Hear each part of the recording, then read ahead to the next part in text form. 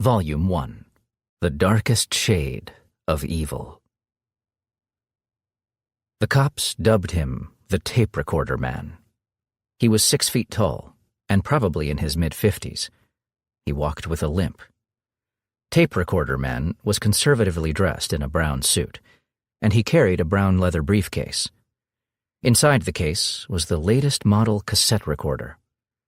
On Tuesday, March 25, 1975, this individual spent hours strolling the Wheaton Plaza shopping mall in Wheaton, Maryland, a suburb of Washington, D.C. He was seen demonstrating his recorder to groups of interested youngsters hanging out during their spring break. No one quite understood Tape Recorder Man's purpose in doing this. He had no product to sell, no business to promote. His only interest seemed to be in spending time in the proximity of children. In those more innocent times, no one appears to have been particularly alarmed by this. That opinion would change when 2 little girls went missing. If you lived anywhere in the D.C. area during the 70s, you knew the voice of John Lyon. John was a popular host on WMAL, serving the metro area. He was also the husband of Mary and the father of Jay, Sheila, and Catherine. The family lived in Kensington, Maryland, a short half-mile from the Wheaton Plaza Mall. On the morning of Tuesday, March 25, 1975, Mary Lyon gave her daughters, Sheila, aged 12, and Catherine, 10, permission to walk to the mall. The girls left sometime between 11 o'clock and noon, and were under strict instructions to be home by 4 p.m. Their mother would never see them again. The disappearance of Sheila and Catherine would be reported to the police at 7 o'clock that evening. It would spark a massive search and dominate the news for weeks to come. As detectives began reconstructing the girls' last moments, they learned that a friend had seen them talking to an unidentified man outside the Orange Bowl restaurant at around 1 p.m. About an hour later, their brother Jay had seen them inside the restaurant, eating pizza together. Sometime between 2:30 and 3, another friend had spotted them leaving the mall, walking westward in the direction of their home. After that, they vanished. What particularly interested the police about this timeline was the conversation with the unidentified adult male. This was the man in the brown suit, the man with the briefcase, the individual they would soon dub Tape Recorder Man. This person was immediately elevated to the top of the suspect list. Investigators were convinced that he knew something about the missing girls and might be responsible for their disappearance. A considerable amount of effort was expended to find him. In fact, the police devoted so much attention to Tape Recorder Man that they completely overlooked another suspect. In the aftermath of their disappearance, a friend of the Lyon sisters reported to detectives that a scruffy, long-haired man had been eyeing the sisters up. In fact, he'd been so fixated on the girls that their friend, barely 12 years old herself, had decided to confront him. The man had shuffled off after she berated him for staring at Sheila and Kate. The description that the girl provided was of a white male, late teens to early 20s, shabbily dressed, scars on his left cheek, and a bad case of acne. The police attached very little importance to this report. They were fixated on their main suspect. Despite their considerable efforts, they would never find Tape Recorder Man. The search for the Lyon sisters was protracted and intense, involving police from multiple jurisdictions, hundreds of volunteers, and even the Maryland National Guard. Vacant lots, stream beds, abandoned buildings, tracts of forest, all were combed without result. There was a reported sighting of the girls, trussed up and gagged in the back of a beige station wagon in Manassas, Virginia. There were calls from psychics and scam artists. There was a callous attempt by some sick individual to extort $10,000 from the distraught parents. And then there was a claim by a man named Lloyd Welch that he had witnessed the actual abduction. Welch first reported his sighting to a security guard at the Wheaton Mall 1 week after the girls vanished. The guard then called the police, and Welch was transferred to an interrogation room and asked to repeat his story. He claimed to have seen an older man, dressed in a brown suit, bundling the girls into a car and driving away with them. The man, he said, walked with a limp. Since the person he was describing was almost an exact match for their main suspect, the police were naturally interested. However, there were inconsistencies in Welch's statement, and so he was asked to take a polygraph. He agreed and failed. That right there should have roused the suspicions of investigators. However, their obsession with tape recorder man was still to the fore, hampering their efforts. Rather than flagging Welch as a suspect, they took him for an attention seeker, trying to insinuate himself into the investigation, perhaps to cadge a reward. Welch was sent on his way with a warning not to waste police time. No one seemed to notice that he was an exact match for the man that the Lyon sisters' friend had described, the creep who had been staring so intently in their direction. These missteps by the investigative team clearly illustrate the dangers of prejudging a case. In any event, the investigation stumbled and stalled, faltered, and ground to a halt. 2 little girls had disappeared from a busy mall in broad daylight, and no one had any idea what had happened to them. Over the decades that followed, the case would haunt the Montgomery County Police Department. It was the one that everyone wanted answers to, the one that got away.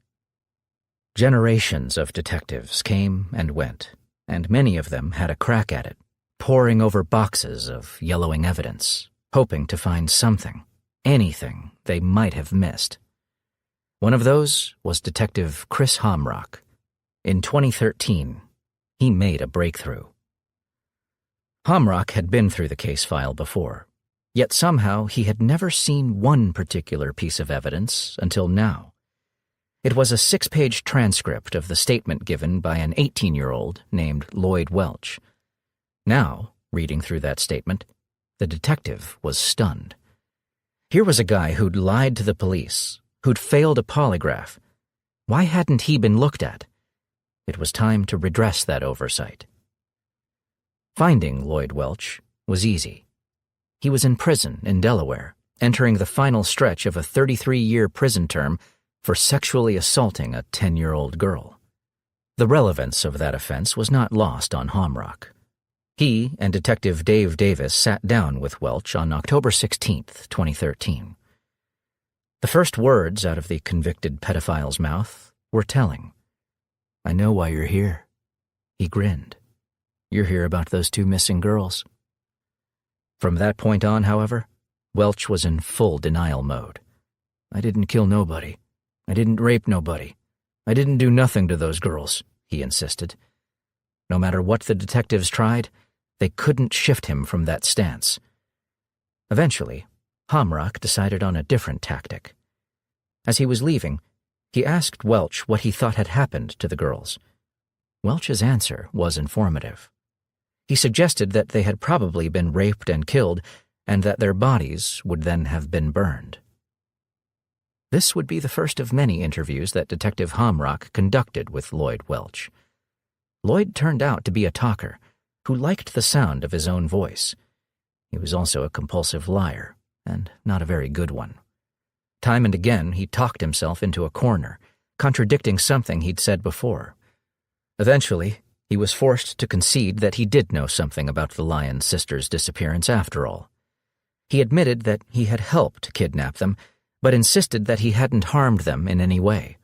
That was done by a member of his family, he said, although the identity of this individual changed with each retelling. First it was his cousin, then an uncle, then his father.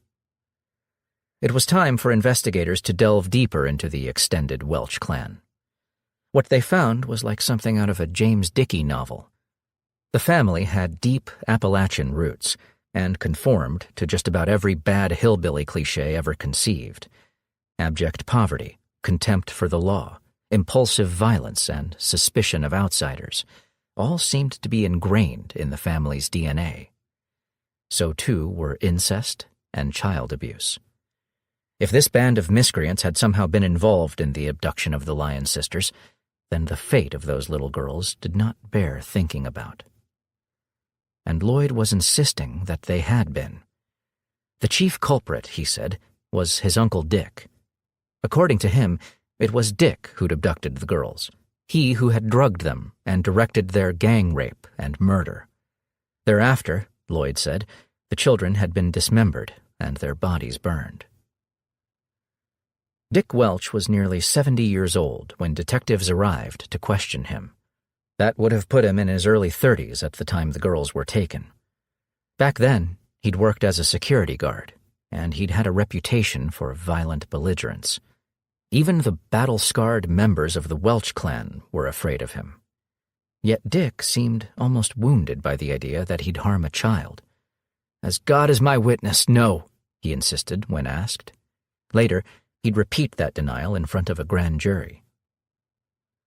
Lloyd's cousin, Teddy Welch, one of those he'd accused as the girl's abductor, even though Teddy would have been just 11 back then, was rather more forthcoming. He described a night in 1975 when Lloyd arrived at the family homestead on Taylor's Mountain, Virginia.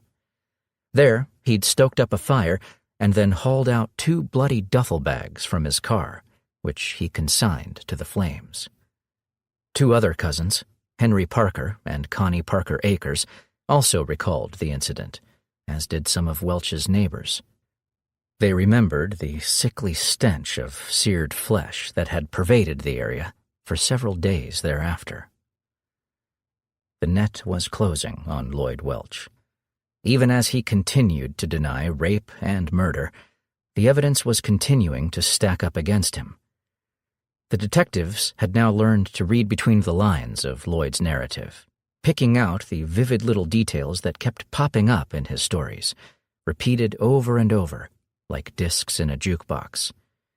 There was the one about stalking the girls in the mall, how they were lured to a station wagon, the picture of one of the terrified children crying in the back seat of the car, while the other tried to comfort her, the grimy basement where they were kept, drugging them, the repeated rapes, the axe that had been used to kill and dismember them, a green military-style duffel bag, a bonfire. These were not passive third-party reflections. These were the recollections of someone who'd been there. In May 2015, Detective Dave Davis went looking for the place where Sheila and Kate had been held. Lloyd had claimed that this was his Uncle Dick's basement, which was convenient, since Dick's old home in Hyattsville had been torn down to make room for the new district court building. Still, Davis knew Lloyd well enough by now to know that he was probably lying. If Lloyd said that Dick Welch's basement had been the place, then almost certainly it had not been. Far more likely was the basement of Lloyd's father's house, where Lloyd had been staying at the time. There were new residents at 4714 Baltimore Avenue on the day that Detective Davis came calling. The tenant was happy to let him view the dingy, low-ceilinged stone vault, filled to capacity with old furniture and other junk. Entering the room, the detective instantly felt a prickling of recognition. It was almost as though he'd been here before. In a sense, he had been. He'd heard this place described before, in Lloyd Welch's rambling narratives.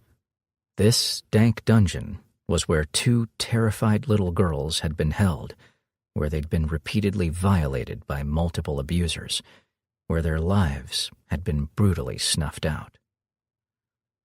The following day, Davis was back, this time with a forensics team in tow. The furniture was cleared away, and then the team got to work, spraying the walls and other surfaces with luminol. This is a blood detection agent which is triggered by the presence of hemoglobin and gives off a luminous glow when viewed under a blue light. Applied to the rear wall, it lit up the room from floor to ceiling. Someone had been killed here. No, not killed, Davis corrected himself. Slaughtered. The discovery of the murder scene finally gave the police enough evidence to charge Lloyd Welch with kidnapping, rape, and murder. This placed Welch, who had frequently voiced his fear of execution, in a precarious position. Maryland had abolished capital punishment 4 years earlier, but Welch would be tried in Virginia, the state which moves condemned prisoners through the legal process faster than any other. Clearly terrified by this prospect, Welch decided to come clean. On September 12, 2017, he entered guilty pleas to 2 counts of felony murder in a Bedford County courtroom. The plea spared him the needle, but earned him 2 48-year terms. Since he is already 60 years old, he will die behind bars. Welch has since stated that he is now branded as a child killer and lives in fear of a prison shank. Although others, including Lloyd's Uncle Dick and his father Lee, are suspected of having participated in the rapes and murders, no charges have been brought due to lack of evidence. The remains of Sheila and Catherine Lyon have never been found. Likewise, we will never know exactly what happened in that dark, dank basement. Better that we do not know. Better to remember Kate and Sheila as they were. 2 pretty little girls, one with long blonde hair and gold-framed glasses, the other with a stylish blonde bob, heading out for a day of fun at the mall. Better that the story ends there. Sentence of death. Happy, outgoing, bubbly, a people person. These were the words that friends typically used to describe Angie Samota.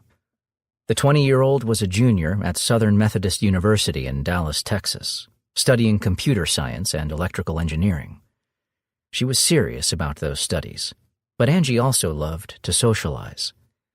On the night of Saturday, October 13th, 1984, she invited friends Anna Kadala and Russell Buchanan to join her on a trawl of the city's most popular night spots. Her boyfriend, Ben McCall, was also asked to join them, but cried off, saying that he had an early start at his construction job. "Your loss," Angie jokingly told him as she hung up the phone. Angie, Anna, and Russell would make quite a night of it, visiting Bennigan's and Studebakers, and ending up at the Rio Room, an exclusive members-only club. Angie, as always, was the life of the party, flitting from table to table, laughing and talking with friends. She wasn't drinking as much as her companions, though, since they'd come out in her car, and she was driving. She also had plans to attend a football game early the next morning. Eventually, at around 1 a.m., the threesome decided to call it a night. Angie dropped Russell off at his apartment, and she and Anna then headed back to her place. Anna had planned on sleeping over, but now she changed her mind. The idea of being woken in a few hours when Angie got up to go to her football game wasn't exactly appealing. She asked Angie to drop her at her dorm room instead. After doing so, Angie stopped off at her boyfriend's apartment to say goodnight. She was there only a few minutes before heading home. Ben McCall had barely dozed off again when he was awakened by a ringing phone. Angie was on the line, and she sounded strange. "Talk to me," were the first words out of her mouth. She then started rambling on about something, sounding jittery and stressed. Ben was about to ask what was wrong when he heard a noise in the background. "There's a man here," Angie said in a whisper. "He said that he needed to use the phone and the bathroom. I shouldn't have let him in." Then, raising her voice again, she asked if there was a payphone at the convenience store near her apartment. Ben said that there was, and heard Angie relay the information to the stranger inside her apartment. Then she abruptly told Ben that she'd call him back, and hung up the phone. Ben waited less than 5 minutes for that call. When it didn't come, he picked up the phone and dialed Angie's number. All he got was the ringtone. Angie wasn't answering. His concern growing, Ben pulled on a pair of jeans and a sweater. Then he ran down to his truck. His boss had recently given him a newfangled device called a cellular phone, and he lugged this along, ringing Angie's number constantly as he raced towards her apartment. Pick up," he urged. Those pleas went unheeded. Angie's building loomed up ahead. Ben slammed on the brakes as he entered the parking lot. Then he was out of the car and running, not even bothering to turn off the headlights. He took the stairs 3 by 3 to her floor, started pounding on Angie's front door and calling her name.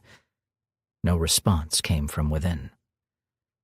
Now, Ben was in a quandary. What to do? Suddenly, it struck him. Angie had asked about a payphone. Maybe her line was down. Maybe she'd gone to the convenience store to call from there. It was a vain hope, and one that would go unrealized. Angie wasn't at the store, and had never been there, according to the clerk. Ben returned to the apartment and banged on the door again. Still getting no response, he called the police. Officers Ken Budienska and Janice Crowther responded to the call, arriving at around 2:40 a.m., and rousing the building manager to let them into the apartment. The officers then entered, telling Ben to stay out in the corridor. It was Budienska who found the young woman, sprawled out nude across her bed, eyes staring blankly at the ceiling, her upper torso covered in blood on the walls and headboard, soaked into the bedding. An autopsy would reveal that Angie Samoda had been stabbed 18 times, all of the wounds penetrating her lungs, 8 penetrating her heart, 2 running so deep that they nicked her spine. She had also been raped. Reconstructing the crime, investigators theorized that the killer had been inside the apartment when Ben McCall started banging on the door. They believed he might have been assaulting Angie at the time, probably with a knife to her throat. Perhaps Angie had tried to call out and had been stabbed to keep her quiet. In any case, the police believed that the killer was someone Angie knew. Lance Johnson, an ex-boyfriend, was briefly considered, but dismissed when his blood type didn't match the semen recovered from the scene. Joseph Patrick Barlow, an SMU student who apparently had a crush on Angie and had been pestering her for a date, was cleared via alibi. Ben McCall was investigated, of course, but his blood type ruled him out. And then there was Russell Buchanan, the young man who'd been out on the town with Angie and her friend Anna. He didn't have an alibi, and he could not be eliminated by blood type since he was a non-secretor. That seemed enough to convince some investigators that he was their man. The theory was that Buchanan had showed up at Angie's apartment later that night and had talked his way in. He'd tried to convince her to have sex with him. When she refused, he took what he wanted by force and then stabbed her to death. This theory, of course, ignored one important piece of evidence: the phone call Angie had made to her boyfriend. Ben McCall knew Buchanan, so surely Angie would have referred to him by name rather than saying he was a man who wanted to use the phone and the bathroom. This anomaly aside, the police placed Russell Buchanan under 24-hour surveillance, keeping it up for 6 months. During that time, Russell was frequently hauled in for marathon interrogation sessions where the goal was clearly to force him into a confession. Eventually, Buchanan hired a lawyer. It was only then that the cops backed off. In fact, if the Dallas police had been more attentive, they might have realized that they already had Angie Samoda's killer in custody. As it was, the case went cold. It would remain so for 20 years. In 2006, a private investigator named Sheila Wysocki called the Dallas Police Department to inquire about the unsolved homicide of Angela Samoda. In fact, Wysocki's involvement with the case ran deeper than mere professional interest. She'd been a friend and roommate of Angie's at SMU back in the day. It had always irked her that a killer had walked on a case that she considered infinitely solvable. Unfortunately, Dallas PD did not seem to share Wysocki's enthusiasm for the cold case. According to them, the rape kit had been lost during the floods of 1990, destroying any chance of a DNA match. Wysocki wasn't buying that. She kept badgering. She'd later claimed that it took her 700 calls before the police relented and assigned a detective to look into the matter. That investigator was Detective Linda Crum, and she soon discovered that the rape kit wasn't lost at all. It was securely filed away in an evidence room. From there, it was an easy matter of submitting the biological samples for testing. Those tests returned a match to a serial rapist named Donald Andrew Bess, Jr., currently serving a life term in Huntsville. Bess had been convicted of 3 violent sexual assaults committed in Dallas in 1985. The rape and murder of Angela Samota fell right in the middle of that series. The real tragedy is that Donald Bess should never have been given the opportunity to rape Angie Samota and snuff out her life. Bess should have been in prison, serving the 25-year term that had been handed down to him in 1978 for sexual assault and aggravated kidnapping. Even with time off for good behavior, he should have remained behind bars until at least the 1990s. Unfortunately, the laissez-faire judiciary of the day had seen fit to set him free after he'd served less than a quarter of his sentence. Bess had used his freedom to embark on a renewed campaign of sexual violence against women. Angie Samota would pay a terrible price for the generosity of the parole board. Brought to trial in June 2010, Donald Bess was found guilty of first-degree murder and sentenced to die by lethal injection. He currently awaits execution at the Polunsky unit in Huntsville. For Angie Samota, sentence of death has already been enacted. She is buried at Llano Cemetery in Amarillo, Texas. Your history. The police suspected murder. Peter Rain Bart denied it. Malika de Fernandez, his wife of just over a year, had left him, he insisted. He didn't know where she was, and frankly, he didn't care. Their marriage had irrevocably broken down. That didn't make him a killer. He challenged them to prove otherwise. Rain Bart was right, of course. The police had nothing on him other than the slimmest of circumstantial cases. His wife had last been seen alive at their bungalow in Wilmslow, a small town 11 miles south of Manchester, England, in June 1961. Now she was missing, and no one had a clue as to her whereabouts. Cheshire police thought that she might be buried in the garden and asked if they could dig it up. Rain Bart told them he didn't care. They could do whatever they wanted. He had nothing to hide. That should have been a clue that Malika de Fernandez was not buried there. The police brought in a crew anyway. They found nothing. We next encounter Peter Rain Bart in the south coast city of Portsmouth, where he set up home in 1963. Over the next 12 years, he would keep a relatively low profile. Certainly, he had no issues with the law. Then, in 1975, he hooked up with a man named Paul Corrigan, and the two became lovers and business partners, running a pub. They also started cruising the streets, abducting young boys and raping them, managing to evade detection until one of their victims, a 15-year-old, went to the police.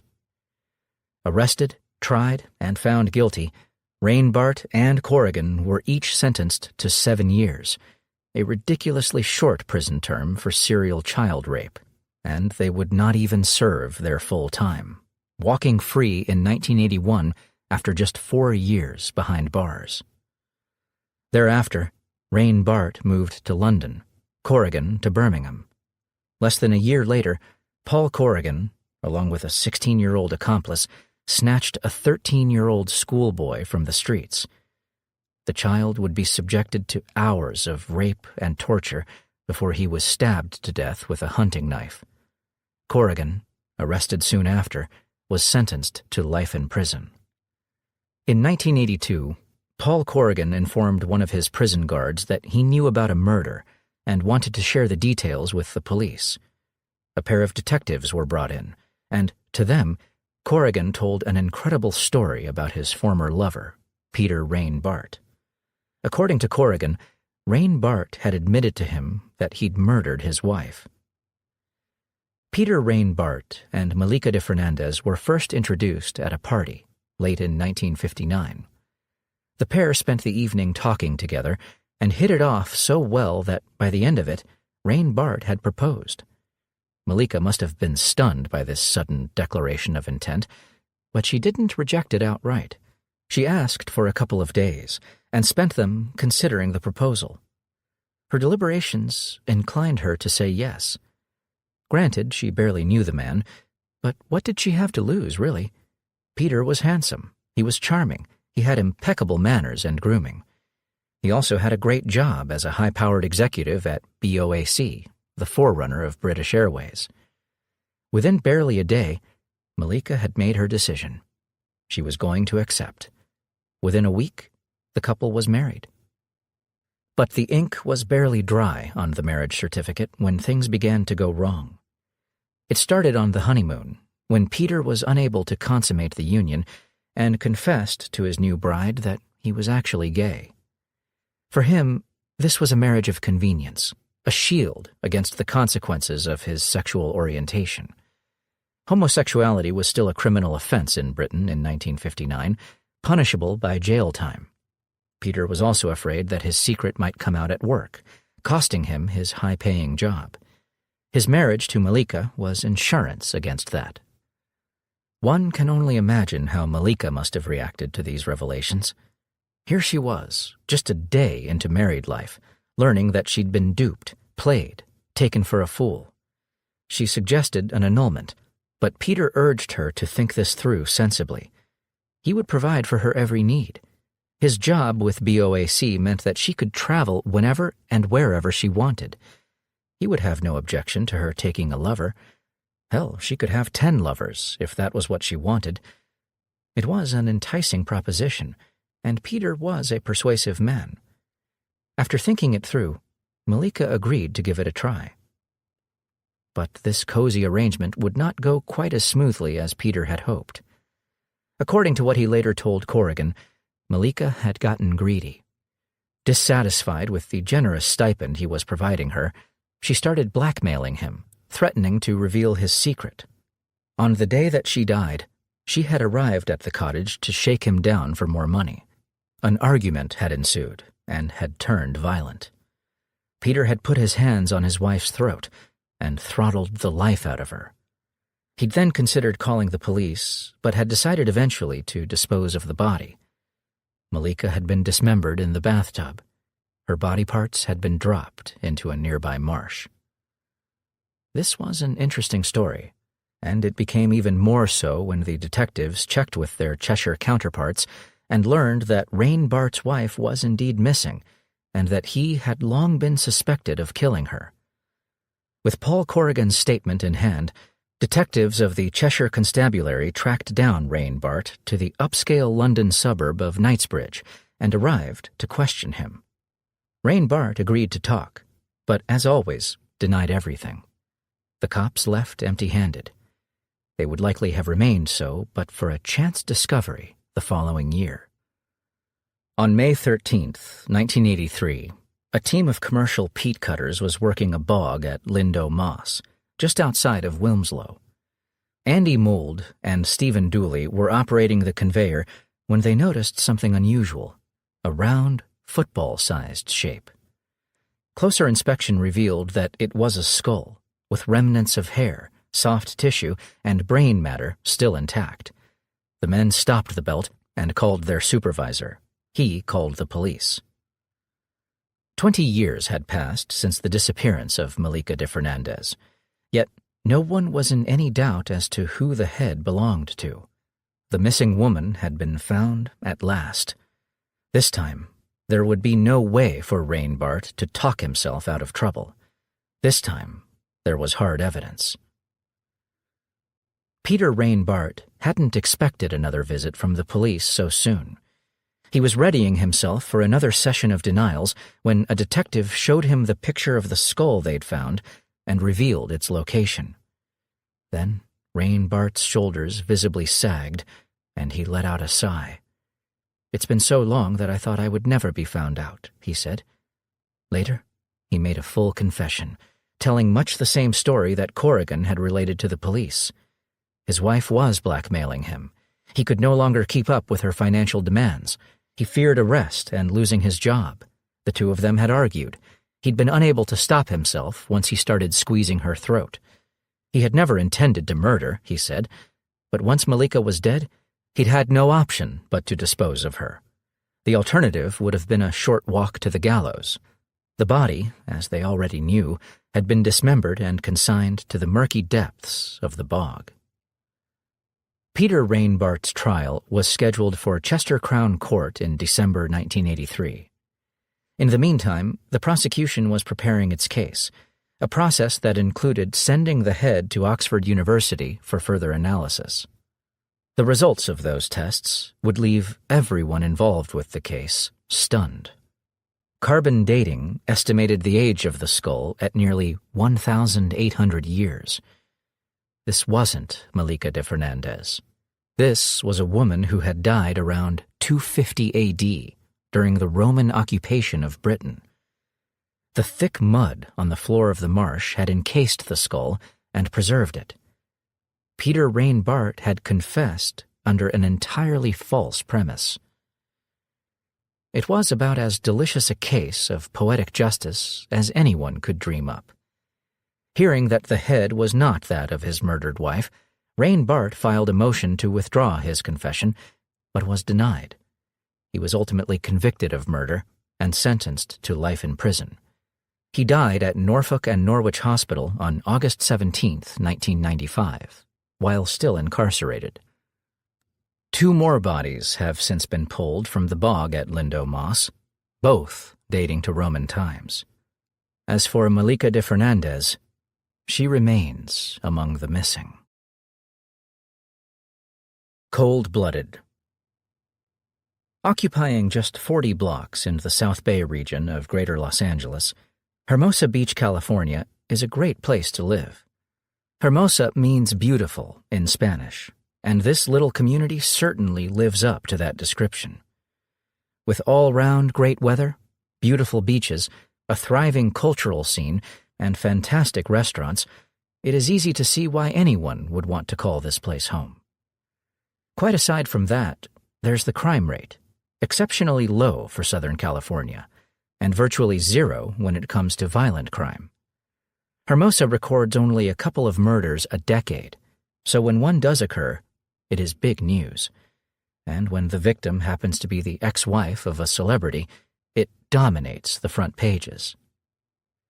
You've probably never heard of Karen Klass, but you've almost certainly heard of her former husband. Bill Medley was one half of the Righteous Brothers. You can hear his distinctive bass baritone voice on such hits as You've Lost That Loving Feeling, Unchained Melody, and I've Had the Time of My Life, a duet he recorded with Jennifer Warnes. Bill Medley received a Grammy for that performance, and he has also been inducted into the Rock and Roll Hall of Fame. The singer married Karen O'Grady at the very start of his music career in 1964. The couple would have a son together, but the marriage didn't last, and they divorced in 1970. Despite this, they remained on good terms. Karen later remarried, tying the knot with Gerald Klass in 1972. January 30th, 1976, was not the kind of day that you would normally associate with Southern California, even in the midst of winter. It was cold, blustery, and overcast, with periodic squalls of rain. Karen Klass had dropped her 4-year-old son at his preschool that morning and then returned to her house. She had a coffee date with friends later, but this was a date that Karen would not keep. While she'd been out, an intruder had invaded her home. He was hiding in a bedroom when she entered and crept up behind her, brandishing a knife he'd taken from the kitchen. This he used to subdue the 32-year-old mother of 2, to force her into submitting to his demands. Karen was subjected to a savage rape, right there on her marital bed. Then, after her assailant had satisfied his carnal needs, he picked up Karen's pantyhose from the floor and wrapped them around her throat. Pressure was applied, cutting off the unfortunate woman's air supply. The assailant maintained his grip, staring pitilessly into his victim's face, even as her beautiful features were distorted into a grotesque death mask, as her eyes bulged and her skin turned an unearthly hue. As her struggles subsided, and she went limp. Then he got up from the bed, rearranged his clothes, and walked casually from the house, leaving through the front door, bustling past Karen's worried friends as they arrived to check on her. Those friends had become quite concerned when Karen hadn't shown up for their coffee date, which was quite unlike her. Now they arrived to find her ravaged body. Miraculously, Karen was still alive, although only barely. She was rushed to the hospital, where she would remain comatose for 5 days. She breathed her last on February 4th, 1976. This was now a murder inquiry. As Karen's distraught family, including former husband Bill, prepared to lay her to rest, the police got to work tracking down her killer. They had a description of the man, of course. Karen's friends had seen him leaving the house. They'd described the suspect as shaggy-haired and bearded, dressed in a trench coat and blue jeans. The police had also retrieved biological material from the crime scene. In a modern context, this would have been significant. Back then, it was of limited use. Still, the evidence was bagged and securely stored, ready to be matched against the suspect if and when one was apprehended. It would remain there for the next 40 years, as the murder of Karen Klass went unsolved. To someone living in the 1970s, the technologies that we take for granted today would have seemed like science fiction. Sure, we don't have the flying cars and robot servants promised in the Jetsons, but we do have the internet and smartphones and photorealistic video games. We do have electric vehicles and gene editing and space-based telescopes. To a police officer working back then, the idea of identifying a criminal by his genetic material would have seemed like a wish too good to be granted. Yet, modern policing does have such a tool, and DNA fingerprinting has fast become the very cornerstone of detective work. It has also become the primary method for re-evaluating old cases. In 2016, the approach was applied to evidence from the Klass case. Actually, investigators had revisited the case before, back in 1999, and again in 2011. Then, submissions to state and federal databases had failed to find a match. Now, the police were ready to try a new and somewhat controversial approach, testing for familial DNA. This method aims to find a near match to the crime scene evidence, a match that would indicate a familial link to the unnamed suspect. This then allows law enforcement to narrow its search and to test any potential suspects that it identifies. In this instance, the query returned a match, flagging a sibling of the man that investigators were seeking. Soon, they had a name. Kenneth Eugene Troyer was a career criminal with a rap sheet that ran to several pages. The only problem was, Troyer was dead. He'd been shot and killed by police back in 1982. Kenneth Troyer had been serving a prison term for second-degree burglary at the time. On January 30th, 1982, he'd pulled off an audacious escape from the California Men's Colony State Prison in San Luis Obispo. He then traveled to Orange County, where he launched a one-man crime wave, committing 19 burglaries, 3 armed robberies, and several sexual assaults during the 6 weeks that he was at large. In fact, the authorities considered Troyer so dangerous that they formed a task force dedicated to his recapture. Eventually run to ground, Troyer refused to surrender and opened fire on law officers. He was killed in the resultant gun battle. Any doubt that Kenneth Troyer was the killer of Karen Klass was removed when biological material from the original crime scene was matched to a sample obtained from the coroner's office. The police also learned that Troyer had been living with his brother, just a few blocks from the Klass residence, at the time of the murder. Given Troyer's M.O., it is likely that he'd broken into the house with the intention of burglarizing it. It was to Karen's terrible misfortune that he was still inside when she returned home. Had she gone to meet her friends directly, she would likely have lived. And so the murder of Karen Klass was solved, ending 40 years of anguished speculation for her family. The Klass murder was only the second to be resolved using familial DNA, and the method remains controversial, banned in many states because of civil liberties concerns. These objections are merited, of course. Our personal freedoms must and should be vigorously defended. But perhaps opponents of the technology should consider the first criminal to be caught via a familial DNA test.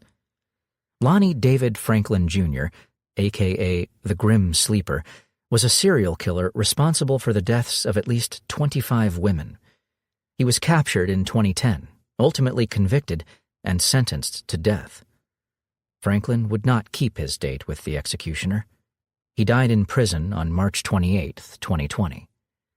Without familial DNA, though, Lonnie Franklin would have had an additional 10 years out on the streets. Lives would have been lost. Deliver us from evil. It was 9:15 on a Sunday evening in October 1989. Far too late for a couple of 11-year-olds and a 10-year-old to be out on the streets.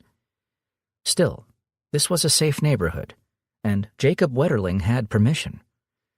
Jacob and his younger brother Trevor were home alone that night while their parents attended a dinner party. They had a friend, Aaron Larson, staying over, but the three of them soon became bored. That was when Jacob phoned his mother to ask if they could go to the local Tom Thumb store to rent a video.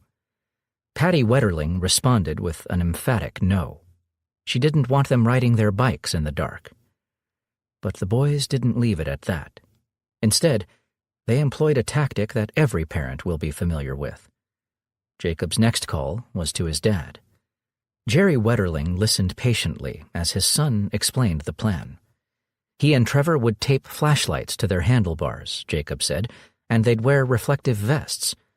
The store was just 4 blocks away, and they'd ride directly there and come straight home. Aaron would be with them, and they'd stick together.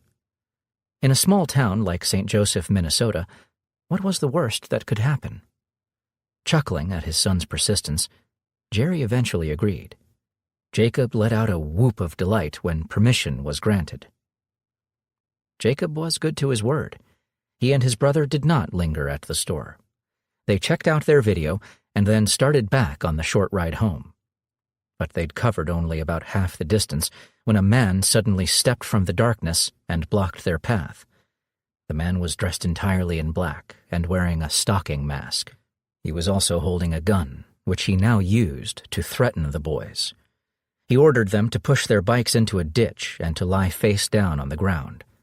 Then he started questioning them, asking their ages.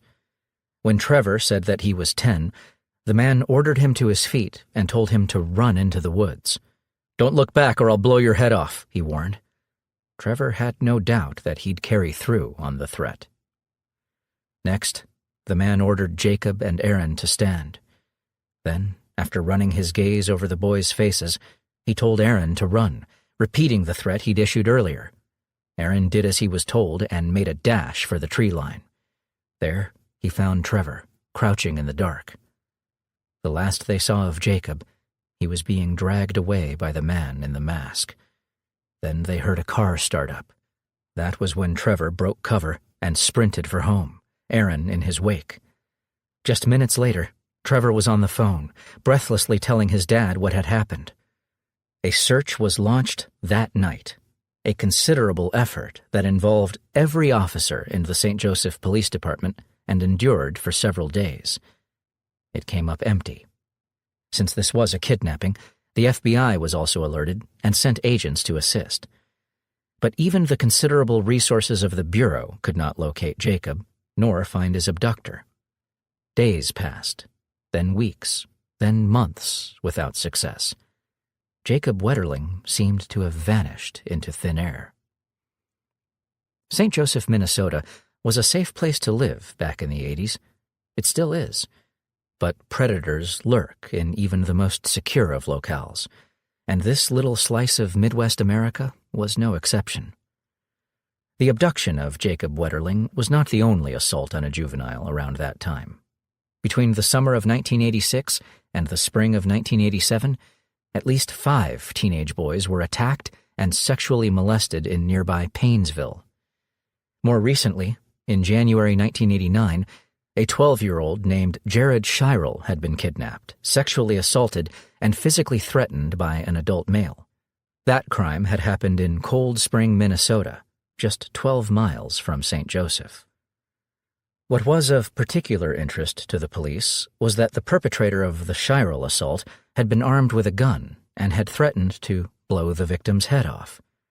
These were the exact threats that had been made against Trevor Wetterling and Aaron Larson. The description given by Jared Shirel also matched the one that Trevor and Aaron had provided. The perpetrator was Caucasian, around 5 feet 8 inches, and between 40 and 50 years old. He was powerfully built with broad shoulders. He spoke in a low, raspy voice.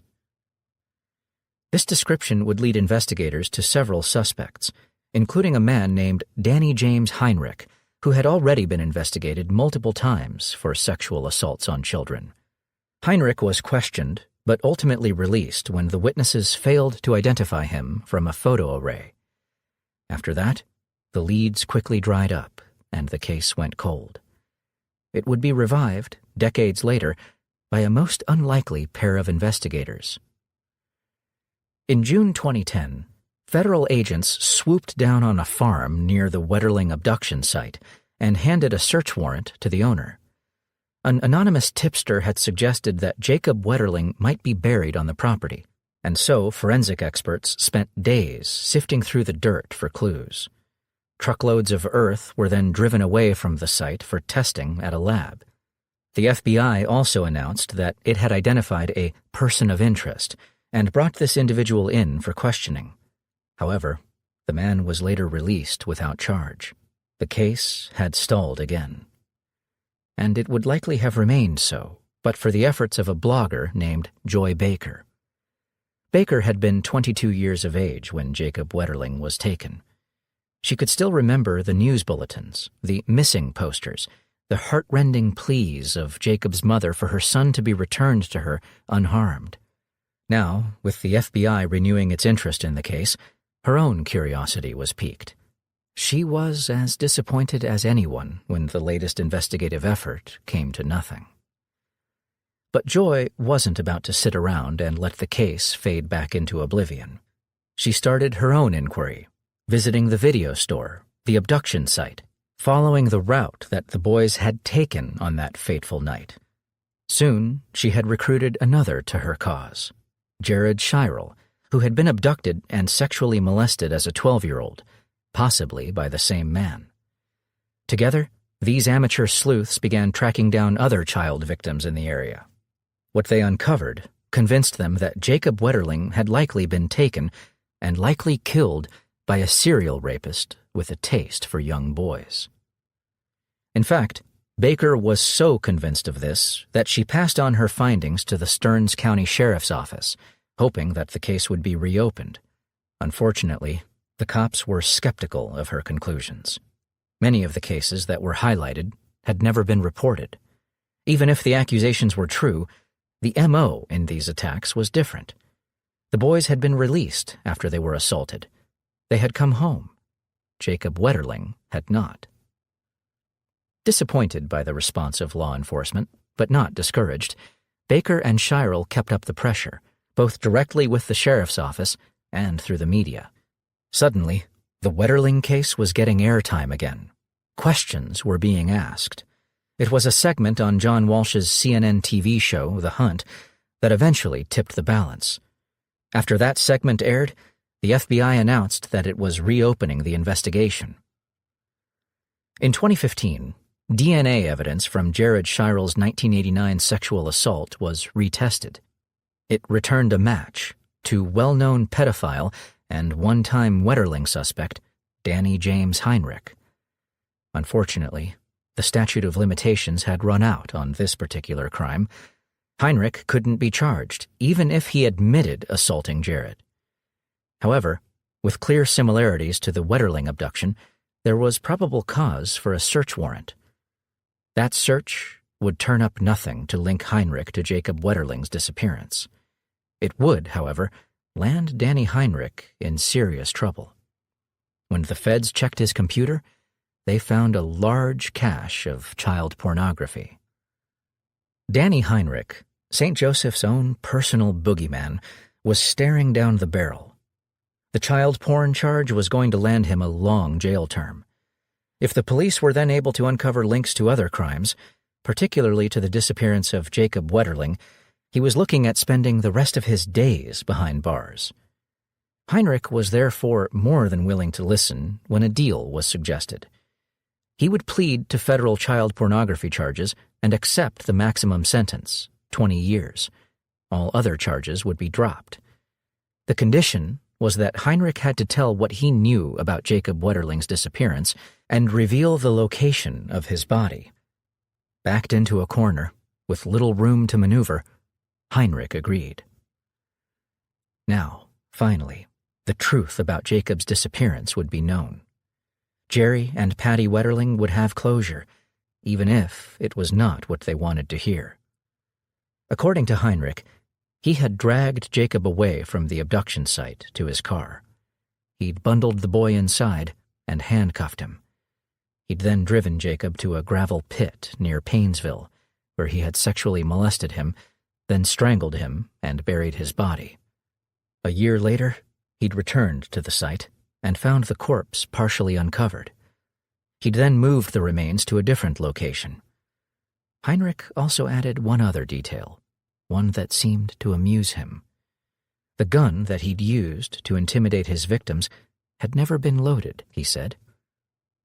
On September 1st, 2016, Heinrich led investigators to a pasture near Paynesville, about 30 miles from the abduction site. Here, human remains were unearthed. Jacob Wetterling's bones were still draped in the clothes he'd been wearing on his last, terrifying night on Earth. He would be identified by dental records 2 days later. Jacob has been found, and our hearts are broken, his mom Patty told the media. Danny Heinrich, of course, would not be tried for Jacob's murder. He had his deal with the authorities, 20 years at a federal prison in Devens, Massachusetts. With good behavior, he might expect to be out in 17. But perhaps Heinrich should have paid closer attention to the conditions of his plea agreement. The state of Minnesota is still entitled to bring civil charges against him after his federal term ends, keeping him behind bars as a sexual predator. Given the danger he poses, it is very likely that the authorities will exercise that option. As Judge John Tunheim said at his sentencing, "This crime is so heinous, so brutal and awful, that it is unlikely society will ever let you go free." The Janitor. Many of us remember a guy like this from our school days, the creepy janitor who pays unwanted attention to pretty girls, the creep who always seems to be working near the sports field when there is a cheerleading practice, the guy the kids spread nasty rumors about, calling him a sicko, a pedophile, or even a serial killer. At Shawnee Mission East High School, in the small Kansas town of Prairie Village, that guy was John Henry Horton. Now, it would be fair to say that not everyone held this viewpoint. John Henry Horton was a man who split opinions. Some said that he was a blowhard and a braggart. Others called him a caring family man, dedicated to his job and to the local chapter of the American Legion. His wife, Sharon, was clearly devoted to him, and his supervisor at the school appreciated his hard work. John Henry was never one to complain about long hours or about picking up an extra shift. He was doing just that on the afternoon of Sunday, July 7th, 1974. Also at the school that day, or at least passing through it, was a 13-year-old named Elizabeth Wilson. Liz was a keen swimmer who often visited the public pool, just a short 3-block hike from her home. Usually, that walk involved a shortcut across the high school parking lot, and this was the route that Liz and her 11-year-old brother John followed this day. They would remain at the swimming pool until around 7:15 p.m., when they started for home, with John running ahead and Liz calling to him to slow down. John, as is the way with kid brothers, ignored these pleas. In fact, he ran even faster, rounding the school building and then sprinting up the incline on its south side. A quick glance over his shoulder told him that Liz was still following, and so he kept going, stopping only when he reached the top of the hill. Now winded, hands on knees, he looked back along the trail. His sister was nowhere to be seen. John waited a few moments longer. Then he called out his sister's name. Getting no response, he jogged to the front of the school building and peered around it, fully expecting to find Liz there, hiding from him. When he didn't see her, he ran to the other side of the school. Liz wasn't there either. Oh well, John decided. If his sister wanted to play games, she'd have to play them alone. He wasn't hanging around. John started jogging back up the hill. He was home, watching TV, when his parents arrived 30 minutes later. Liz's parents were somewhat annoyed that their daughter wasn't home. She knew better than to be out at this hour. Her mom immediately got on the phone, calling Liz's friends, trying to locate her, becoming increasingly concerned with each passing moment. When it became clear that Liz was not at a friend's house, her frantic parents rounded up their neighbors and launched a search for her, back along the route to the swimming pool. That search included the high school campus, but it turned up no trace of the missing girl. Within a couple of hours, the Wilsons had called in the police. Since Liz had gone missing in the vicinity of Shawnee Mission East High, much of the police activity was focused here. On July 8th, the day after Liz's disappearance, detectives requested time cards from the school administrators in order to determine who might have been in the building at the time. One of these immediately attracted attention. John Henry Horton had not only been working that afternoon, but he'd taken a 3-hour dinner break. Since this had started just after 8:05, within an hour of Liz's disappearance, it seemed suspicious. The janitor had some questions to answer. Sharon Horton seemed surprised when a pair of detectives showed up at her home that morning. She told the officers that her husband was at an unemployment office and directed them there. Horton was cordial enough when the officers approached him. He listened attentively when they explained why they were there, but said that he knew nothing that would help with their inquiries. The cops then asked if they could search his vehicle, and Horton said yes. What the officers found inside immediately elevated him to the top of the suspect list. First, there were 3 bottles of chloroform, a can of ether, a gallon bottle of sulfuric acid. Then there was a butcher knife, a length of cord, and 2 canvas trash bags. In the passenger compartment, the officers found 2 throw rugs, a pillow, and a long strand of hair. Horton had answers for most of these items. He admitted stealing the knife, the acid, and the chloroform from his employer. The butcher knife he planned on giving to his wife, he said. The acid was for an experiment, and the chloroform was to get high. The officers then asked if they could bag the items as evidence, and Horton said they could. He also agreed to hand over the clothes he'd been wearing the previous day, and these would raise further suspicion. Horton's underpants had a fleck of blood on them. He claimed that it must have gotten there while he was having sex with his wife, who was menstruating at the time. Sharon would later back him up in this assertion. But this was not the only blood evidence that the detectives found on Horton. The officers had observed fresh scratches on his forehead and behind his right ear. Later, at the Prairie Village police station, they would ask him to remove his shirt, and they now saw that he had further scratches on his back, forearm, and thigh. But as always, Horton had a slick answer to explain these away. He claimed that he'd scratched himself while working on his car. In fact, Horton used this same excuse to justify his 3-hour absence from the school. According to him, he'd left the campus to get something to eat, but had run into car trouble along the way. He'd therefore pulled the vehicle into a grocery store parking lot and had spent the next 2 hours trying to fix the problem. He'd returned to the school after 10 p.m. and had continued working on the car there.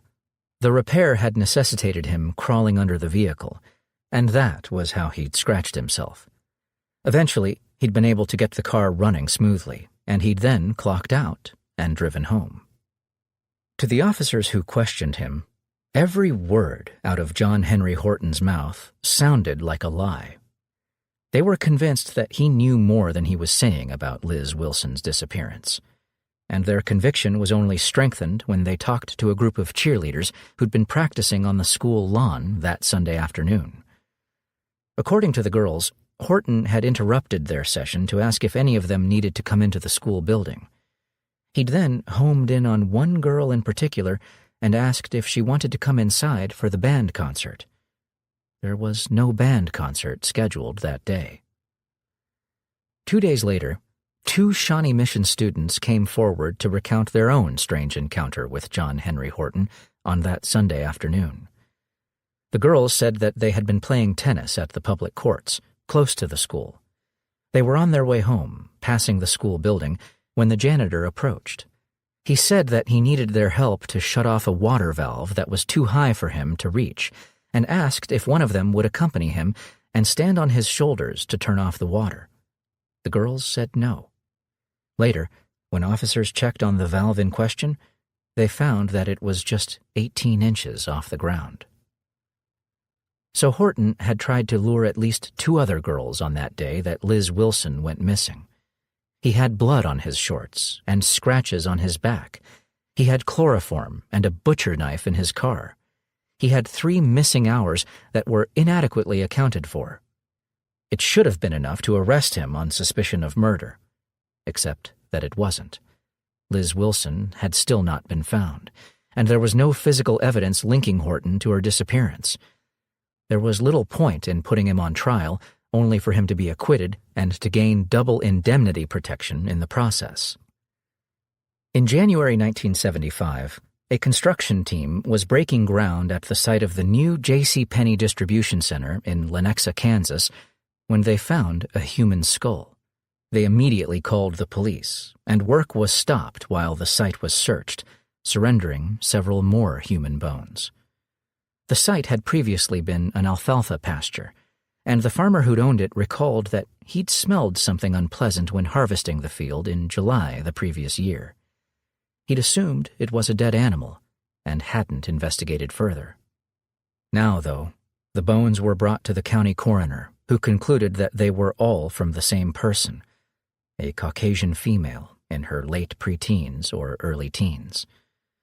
The technology of that time did not allow for a more conclusive identification. Liz Wilson's parents, though, were in no doubt. They believed that their daughter had been found. Later, the remains would be brought to Iowa and buried in a family plot. They were exhumed in 2003 for DNA testing, and at that time, it was confirmed.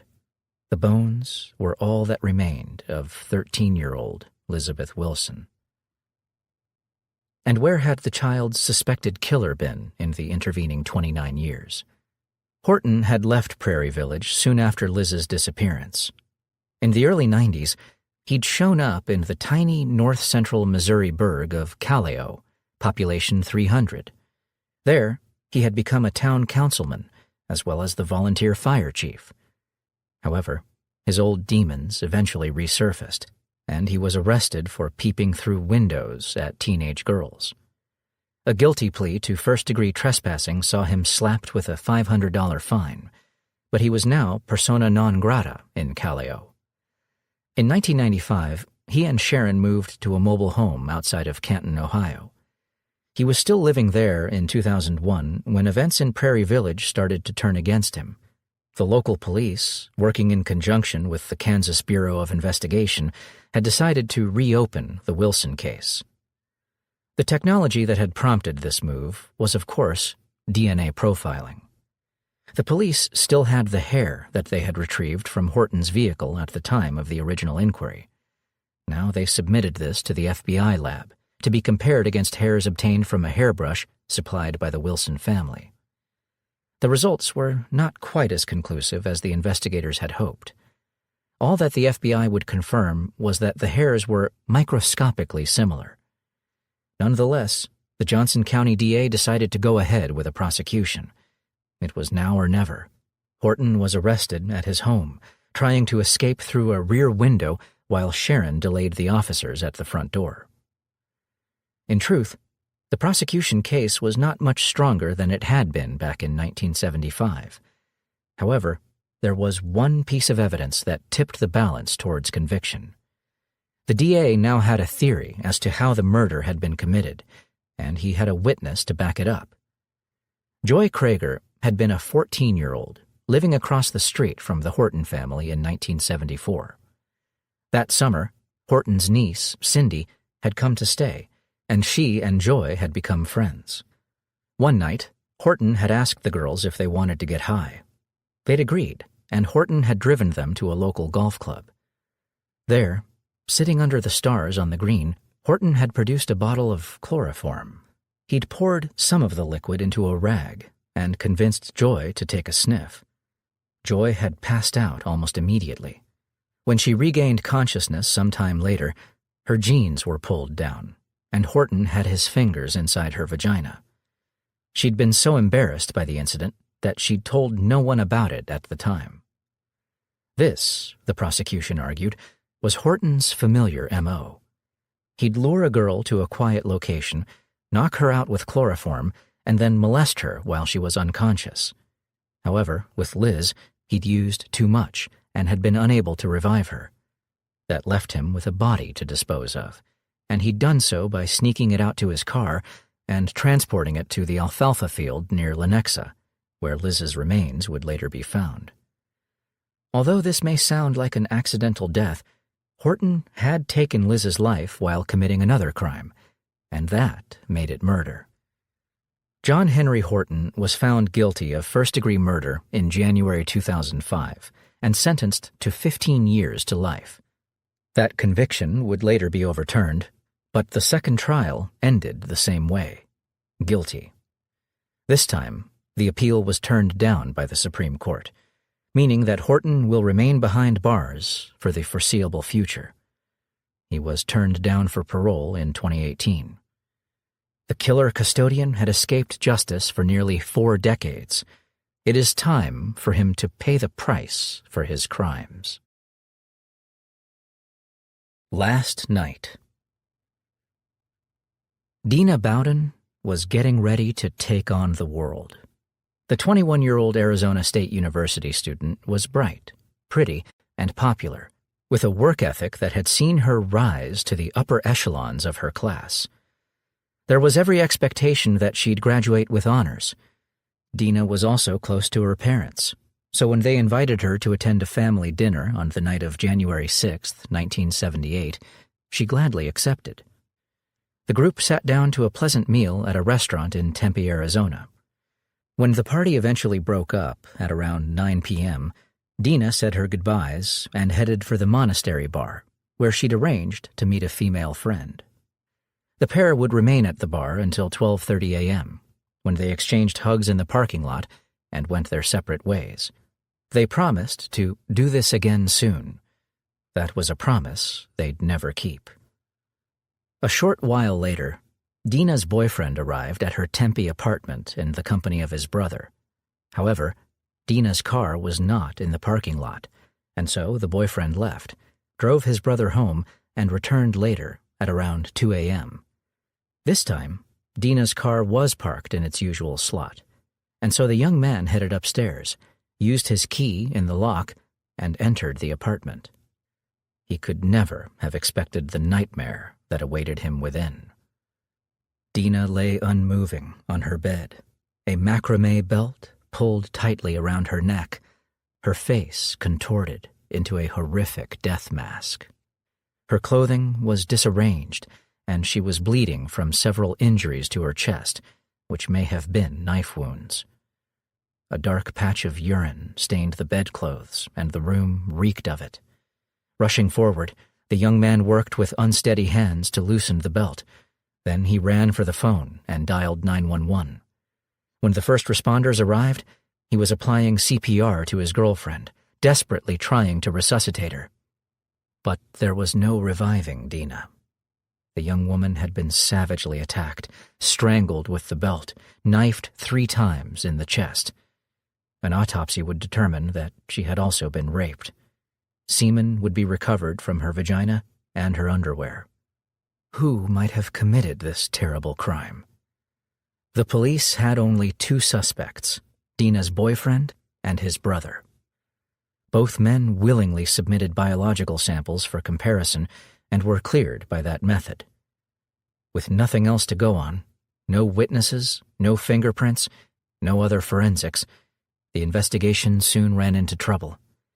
It would end up, eventually, as a cold case, one that the police held out very little hope of solving. What investigators didn't know at the time was that the man they sought, the man responsible for this atrocity, was hiding in plain sight. His name was Clarence Wayne Dixon, and he lived just 500 feet away from Dina Bowden's front door. Dixon was a serial predator with a long history of violence against women. In fact, he'd only just been acquitted of rape 2 days before he murdered Dina Bowden. The magistrate who set him free was Maricopa County Superior Court Judge Sandra Day O'Connor, later to become a U.S. Supreme Court Justice. She had found Dixon not guilty by reason of insanity. This acquittal is likely what kept Dixon off police radars at the time of the Bowden murder. Usually, in cases such as this, investigators will haul in any known sex offender living in the area. The reason that Dixon was overlooked is probably because he wasn't registered with a parole officer at the time and had just recently moved into the neighborhood. Dixon would soon end up in prison anyway, sent down on burglary and assault charges. But in March 1985, Dixon was back on the streets, out on parole, and making up for lost time. On April 2nd, he ambushed a Northern Arizona University student in the parking lot of the campus, held a knife to her throat, and then dragged her to the cover of some trees where he raped her. A few months later, he forced a female jogger from a path, again close to the NAU campus. The woman was subjected to a brutal rape. But then Dixon did a curious thing. He expressed remorse for what he'd done, handed his knife to the victim, and told her to cut him. The woman refused. Dixon then told her to get dressed and allowed her to leave. Remorseful he may have been, but not so remorseful that he was prepared to end his reign of terror. Over the months that followed, Dixon raped at least 10 more women. Since rapes often go unreported, the number is likely to be considerably higher. In the end, though, the serial rapist's luck ran out, and he was arrested. In 1986, he was convicted on multiple charges and sentenced to life in prison. By 1996, Clarence Wayne Dixon had spent over a decade behind bars, all while holding on to his deadly secret. But moves were afoot on the outside, moves that might just expose him for the cold-blooded killer he was, moves that might put him in jeopardy of the death penalty.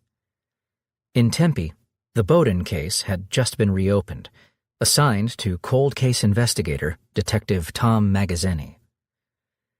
Magazzini began his work with a distinct advantage over the original investigators. They could only have dreamed of the technologies he had at his disposal.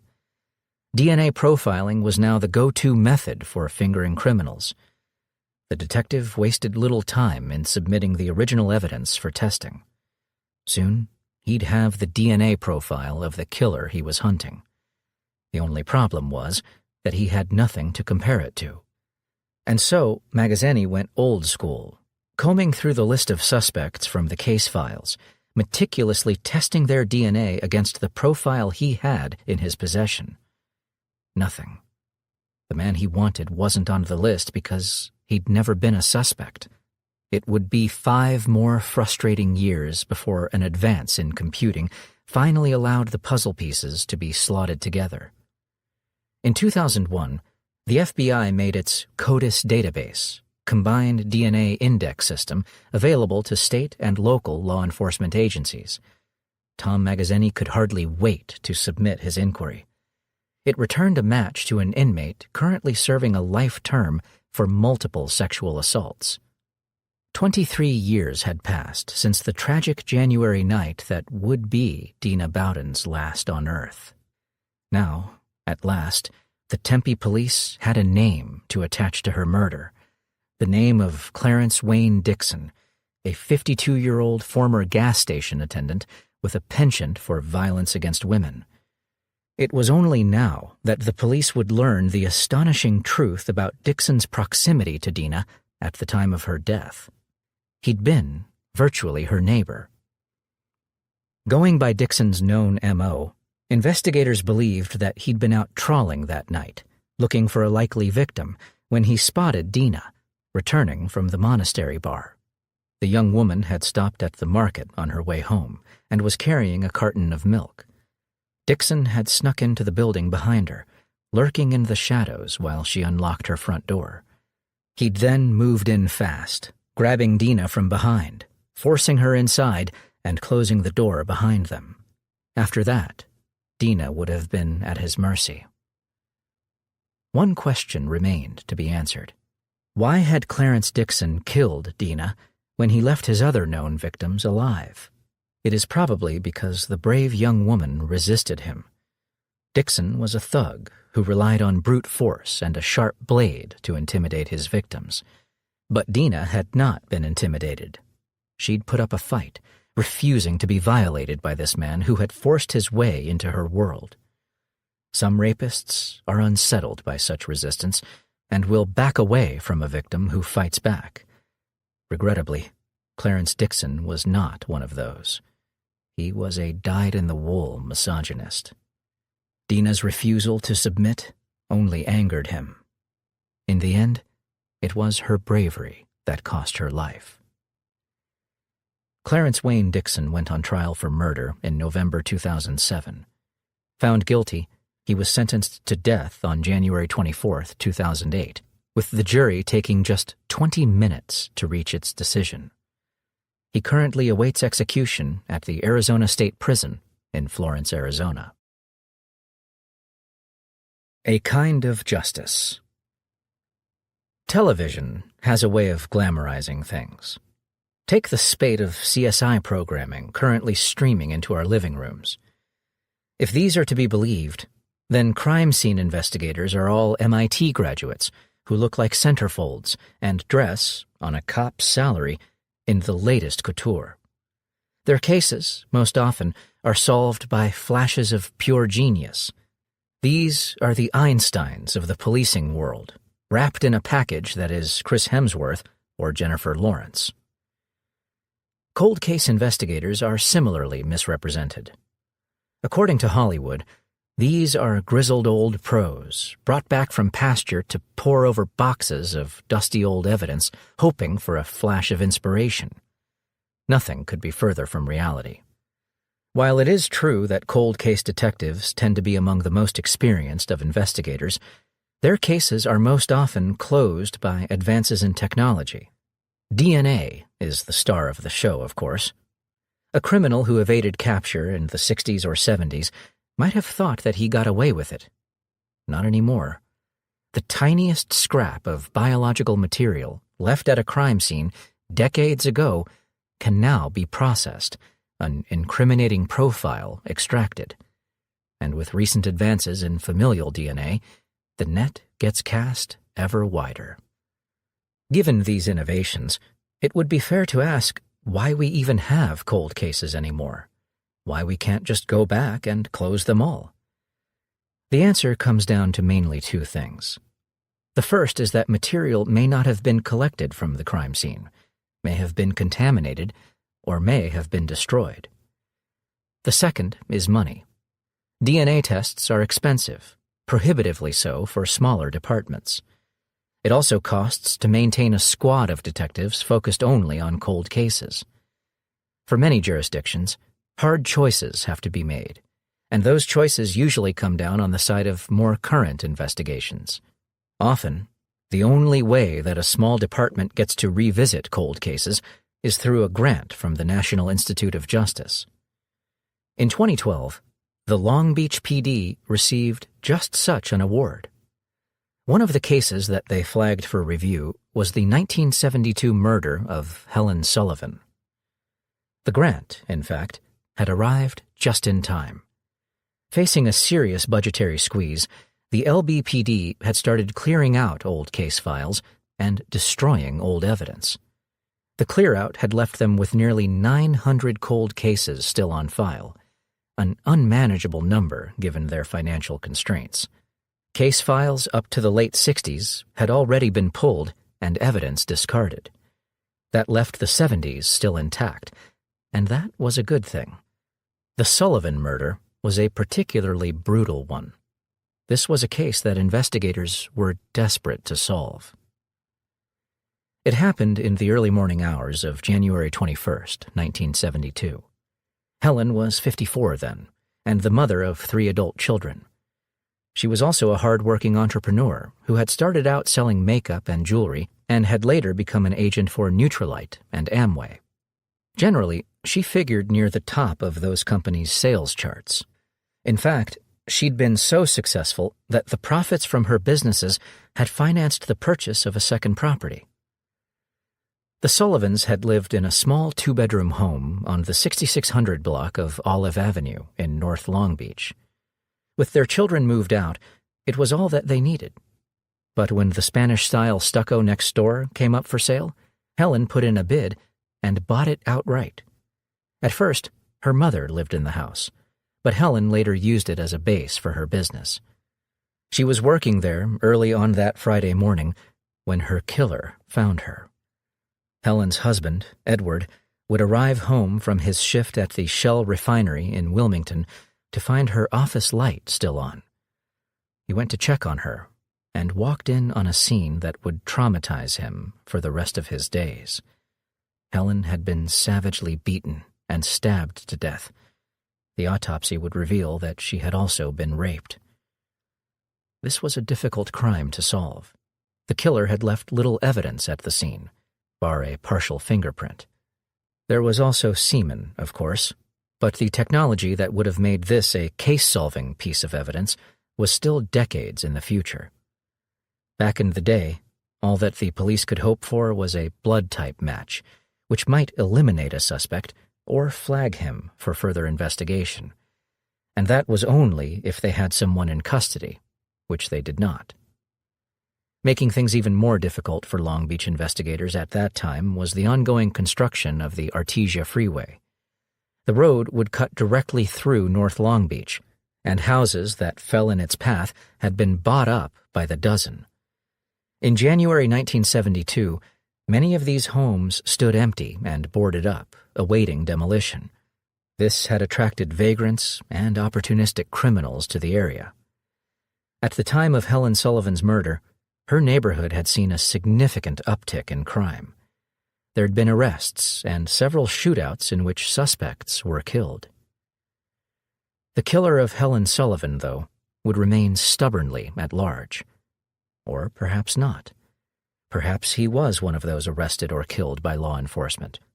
That, at least, was what the police told the grieving Sullivan family when it became clear that they were not going to solve Helen's murder. The person who'd done this was probably dead or in jail, they said. Helen's husband and children would have to be satisfied with that. Ed went to his grave, never knowing the truth. So too did Helen's oldest daughter, Eleanor. But now, 40 years on, there was hope at last for Helen's 2 surviving children. In January 2012, they received a call from Mike Dugan, a retired detective assigned to the LBPD's cold case unit. Their mother's case was being reopened, Dugan told them. Biological material from the original crime scene had already been sent for processing. There was every chance that a DNA match would be returned. The result wasn't long in coming. The DNA profile had been matched to a man named Emmanuel Miller, an ex-con with a criminal record a mile long. Miller had a particular penchant for attacks on women.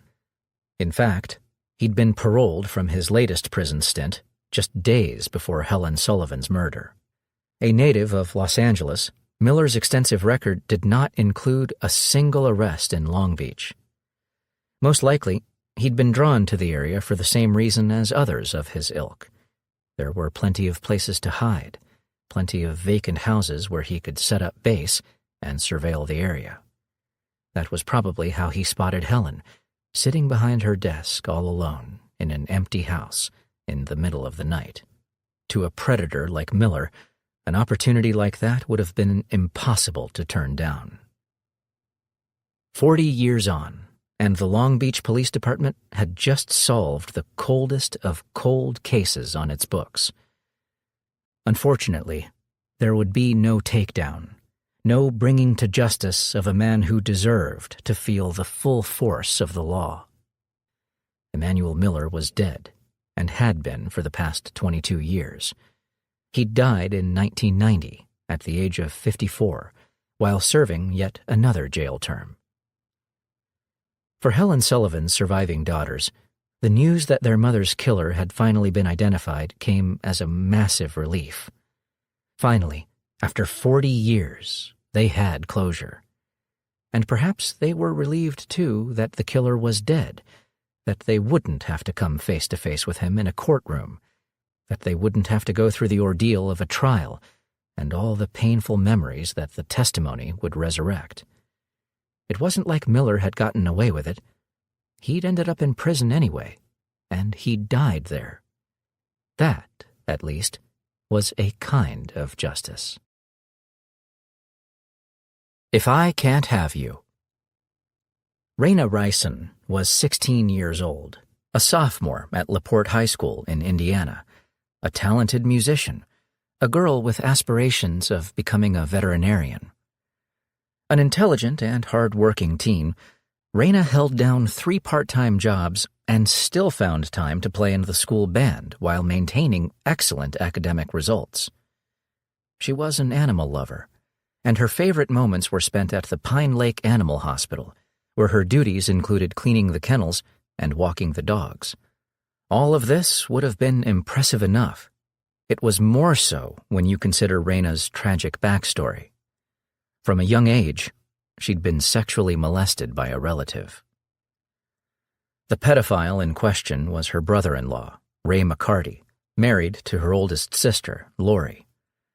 The abuse had begun when Raina was just 11 years old and had persisted for 2 years.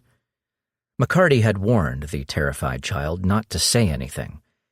But in 1989, when Raina was 13, the secret became impossible to maintain. The little girl became pregnant and tearfully informed her parents what had happened. McCarty was arrested and subsequently convicted of child molestation. His punishment for this crime was a ludicrous 3 years, with the entire sentence suspended. In the meantime, Raina was put through the ordeal of an abortion. Adding to her anguish was her sister's decision to remain with the man who had raped her. It is impossible to imagine the impact that all of this must have had on the naive 13-year-old. But Raina Rison appears to have been an uncommonly resilient child. Over the next 3 years, she held her life together, maintained good grades at school, and started planning for the future. Despite her abuse at the hands of Ray McCarty, she even started dating. One of Raina's first boyfriends was a kid named Matt Elser, a classmate of hers at LaPorte High. He and Raina dated for a while in 1993, but then broke up. Then they started thinking about getting back together again and agreed to meet up and talk things over. Just after 6 p.m., on the evening of Friday, March 26, 1993, Matt pulled his car into the lot of the animal hospital to pick Raina up. He arrived to find the place locked down for the night and in darkness. Of Raina, there was no trace. Matt was understandably upset to be stood up, but the more he thought about it, the less it made sense. It just wasn't like Raina to blow him off without even a phone call. Something felt off here. Over the next 2 hours, Matt would swing by the clinic several times, hoping to find Raina waiting for him in the parking lot. Each time, he was disappointed.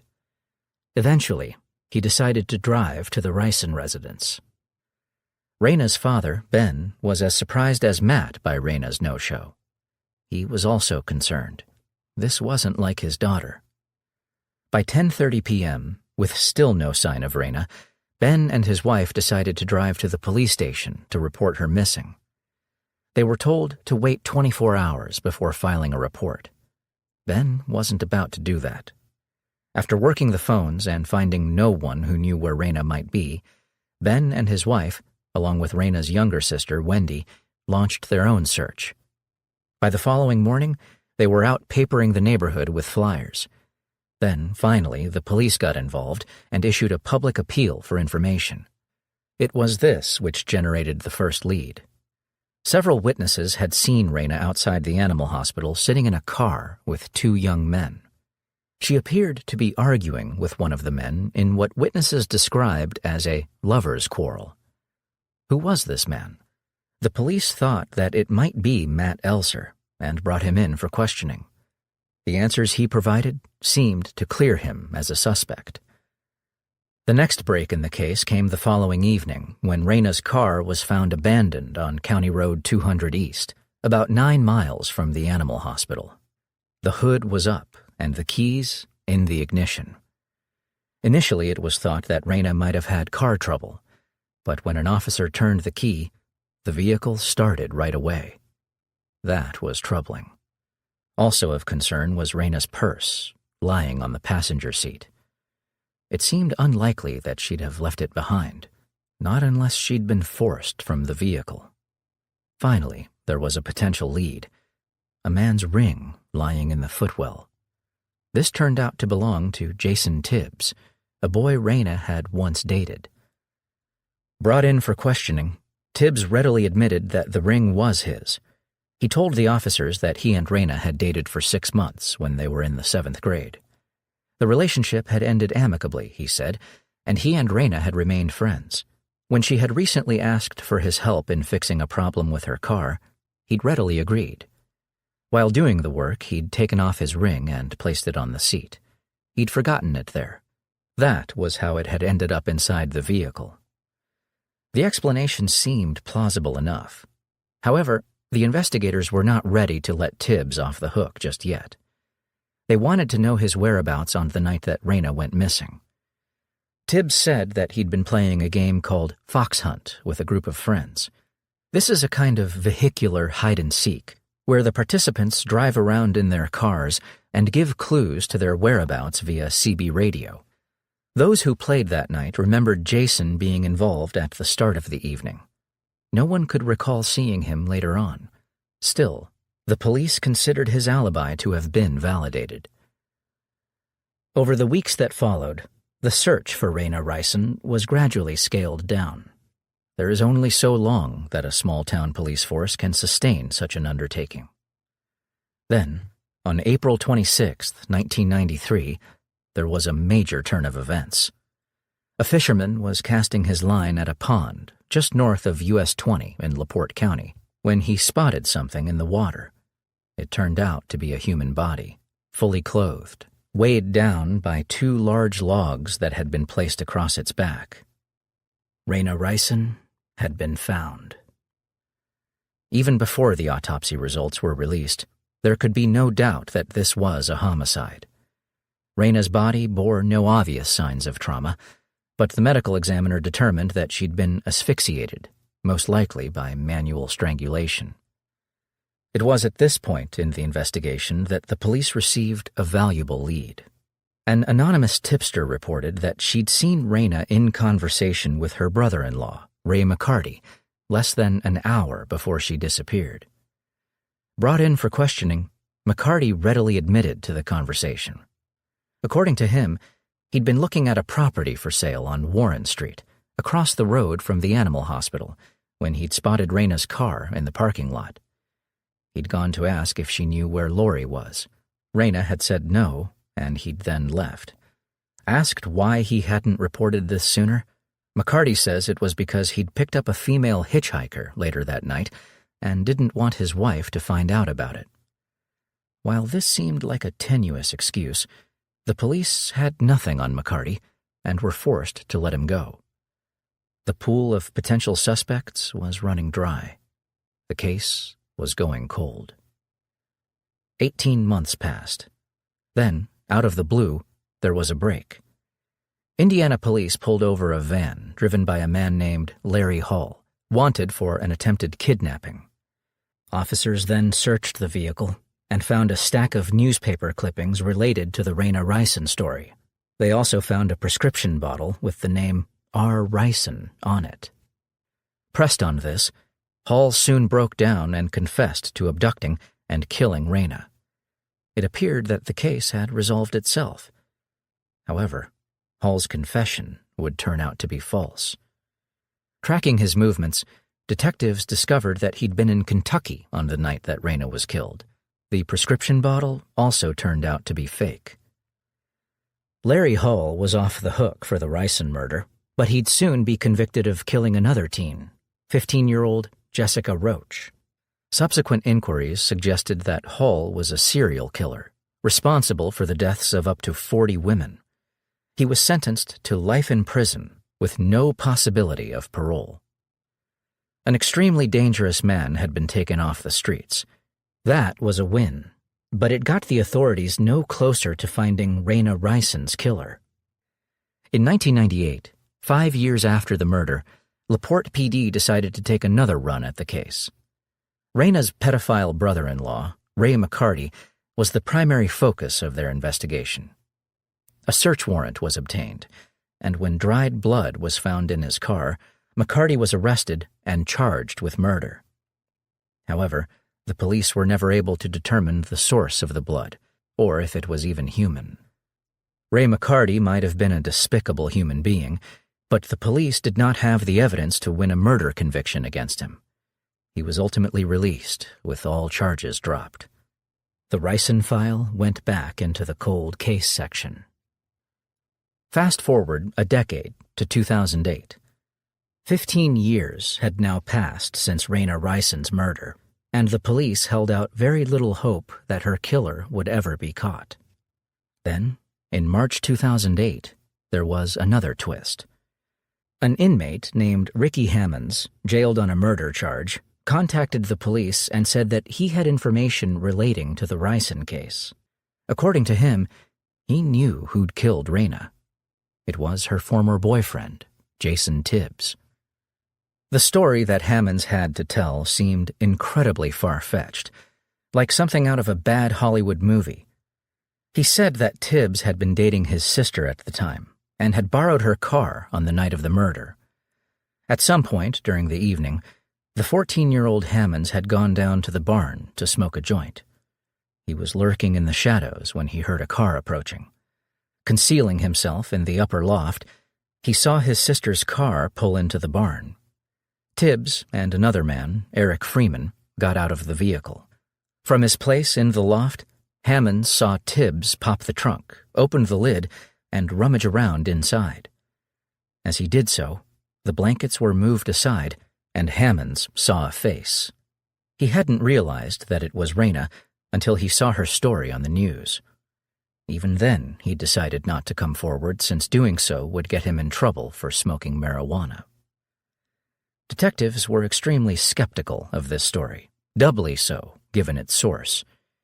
They had very little to lose by following it up, though, and so they brought Eric Freeman in for questioning. It is unclear what Freeman told the police at this time. Whatever it was, it would be 5 years before prosecutors were ready to move forward with the case. In 2013, Freeman was presented with a sweetheart deal, full immunity in exchange for his testimony against Jason Tibbs. He accepted in a heartbeat. A few months later, LaPorte PD officers took 38-year-old Tibbs into custody and charged him with the murder of Raina Rison. The trial of Jason Tibbs eventually got underway in October 2014, a full 21 years after the murder of which he stood accused. Ricky Hammonds and Eric Freeman were the chief prosecution witnesses, and what they had to say was devastating to the defense. According to Freeman, Tibbs had been obsessed with Raina Rison and determined to rekindle their romance. The news that she was about to get back with Matt Elser had sent him into a tailspin. He'd arrived at the animal hospital at around 6 p.m. that evening, just as Raina was leaving work. Raina was coaxed into the car to talk. Jason begged her to come back to him, but Raina was unmoved, telling him that she and Matt had decided to patch things up. That was when Jason got angry and punched her in the face. He then grabbed her and started choking her, strangling her to death right there in the parking lot. Tibbs and Freeman then moved Raina's body to the trunk and drove to the pole barn to discuss what to do next. They had no idea that Ricky was hiding inside, watching their every move. Later, they drove out to a pond near Range Road and submerged the body, weighing it down with logs. "If I can't have her, then nobody can," Jason told Eric as they drove away. Jason Tibbs's obsession with Raina Ryson was confirmed via another source, the lovelorn letters he'd written to her, in which he'd stated that he would go to almost any extreme to be her boyfriend again. It gave credence to Eric Freeman's story and ultimately sealed Tibbs's fate. Found guilty of murder, he was sentenced to 40 years in prison, a sentence that was later upheld by the Indiana Supreme Court. Footnote: in February 2018, Ray McCarty was taken into custody on a felony battery charge. A few days later, on February 25th, McCarty hanged himself in his cell. Neighborhood Monster. The Melbourne Cup is an institution in Australia. Run every year on the first Tuesday in November, this is more than a horse race. It is a festival, a celebration, a tradition going all the way back to 1861. Australians call it the race that stops the nation, and they aren't kidding. In the city of Melbourne and in many other parts of Victoria, Cup Day is an official holiday. Elsewhere, the country literally grinds to a halt as eager punters crowd into pubs or sit glued to television sets at work or at home, taking in the iconic event. Julie Mayberry wasn't really a huge horse racing fan, but like all of her countrymen, she was caught up in Cup fever on November 6, 1984. That afternoon, Julie convened to her local pub in the Melbourne suburb of Preston, along with her neighbor, Lorna Simpson. Also dragged along to watch the race was Julie's daughter, Kylie, a pretty 6-year-old with a boyish bob hairstyle and a spray of freckles across her nose. Kylie was in a bit of a huff that day. She'd wanted to attend a birthday party, which her mom had not allowed. Still, even she was caught up in the moment as 10-to-1 shot Black Knight romped to victory and the crowd around her erupted. Kylie was in a much better mood when she left the pub with her mom and Lorna at around 4:30. After leaving the pub, the trio walked together to Lorna's house, where they'd remain until just after 5, when Julie decided that it was time to go home. But then Julie remembered something. She remembered that she'd meant to buy some sugar and had forgotten to do so. Reaching into her purse, she withdrew 90 cents and handed it to Kylie. "Run down to the supermarket and pick up a bag of sugar," she told her daughter. It was a chore Kylie had performed many times before. This time would be her last. The supermarket in question was just 150 yards away on Plenty Road, a mere 5 minutes each way for a fleet-footed youngster like Kylie. But as the minutes ticked by with no sign of the little girl, Julie began to become concerned. By 5:40, 25 minutes since Kylie's departure, she was worried enough to go looking. Kylie had definitely made it to the store. A clerk confirmed that. But where was she now? Desperate, Julie and Lorna started walking the streets, questioning passers-by. What one of them had to say was deeply concerning. She'd seen a little girl with a bob hairstyle getting into a white Holden station wagon. That was when Julie called in the police. A search was launched that night, a search that continued into the hours of darkness and found nothing. Then, at 12:45 a.m., came devastating news. An off-duty firefighter had found a child's body lying in a gutter on Tyler Street, in an area the police had previously searched. It was Kylie Mayberry. The little girl had been raped and strangled. An autopsy would find traces of the powerful sedative diazepam in her system, suggesting that she had also been drugged. That was perhaps a mercy. Kylie would probably have been unconscious when she was violated and throttled to death. From the very start of the investigation, the police were convinced that the killer was a local man. The fact that the body had shown up in an area they'd searched just hours before suggested that it had been hidden somewhere nearby and dragged out after dark when the killer thought it was safe.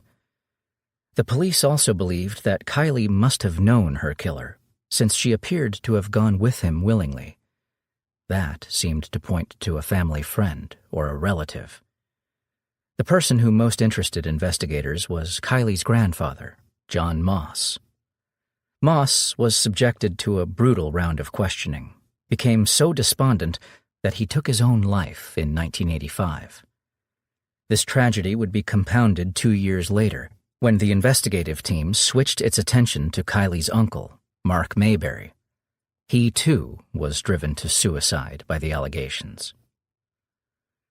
There is an old truism in homicide investigations, one that suggests that a murder that goes unsolved in the first 48 hours is likely to remain so. In the age of modern forensics, that belief is probably not as valid as it once was. However, it remains undoubtedly true that time is not the investigator's friend. The further the investigation is from the criminal event, the harder it becomes to resolve it. By the 1990s, the Victoria Police were more or less clutching at straws, looking into known pedophiles who may have been in the area of Preston on that Melbourne Cup day. One who was of particular interest was Robert Arthur Lowe, a convicted child killer and rapist. However, Lowe was cleared when his DNA profile did not match semen retrieved from Kylie's clothing. Arthur Lowe was not the first sex offender to be questioned regarding the murder of Kylie Mayberry, nor would he be the last. The Victoria Police were following a strategy employed by law agencies the world over, one so cleverly parodied in the movie The Usual Suspects. When in doubt, haul in everyone known to commit the kind of crime you're investigating.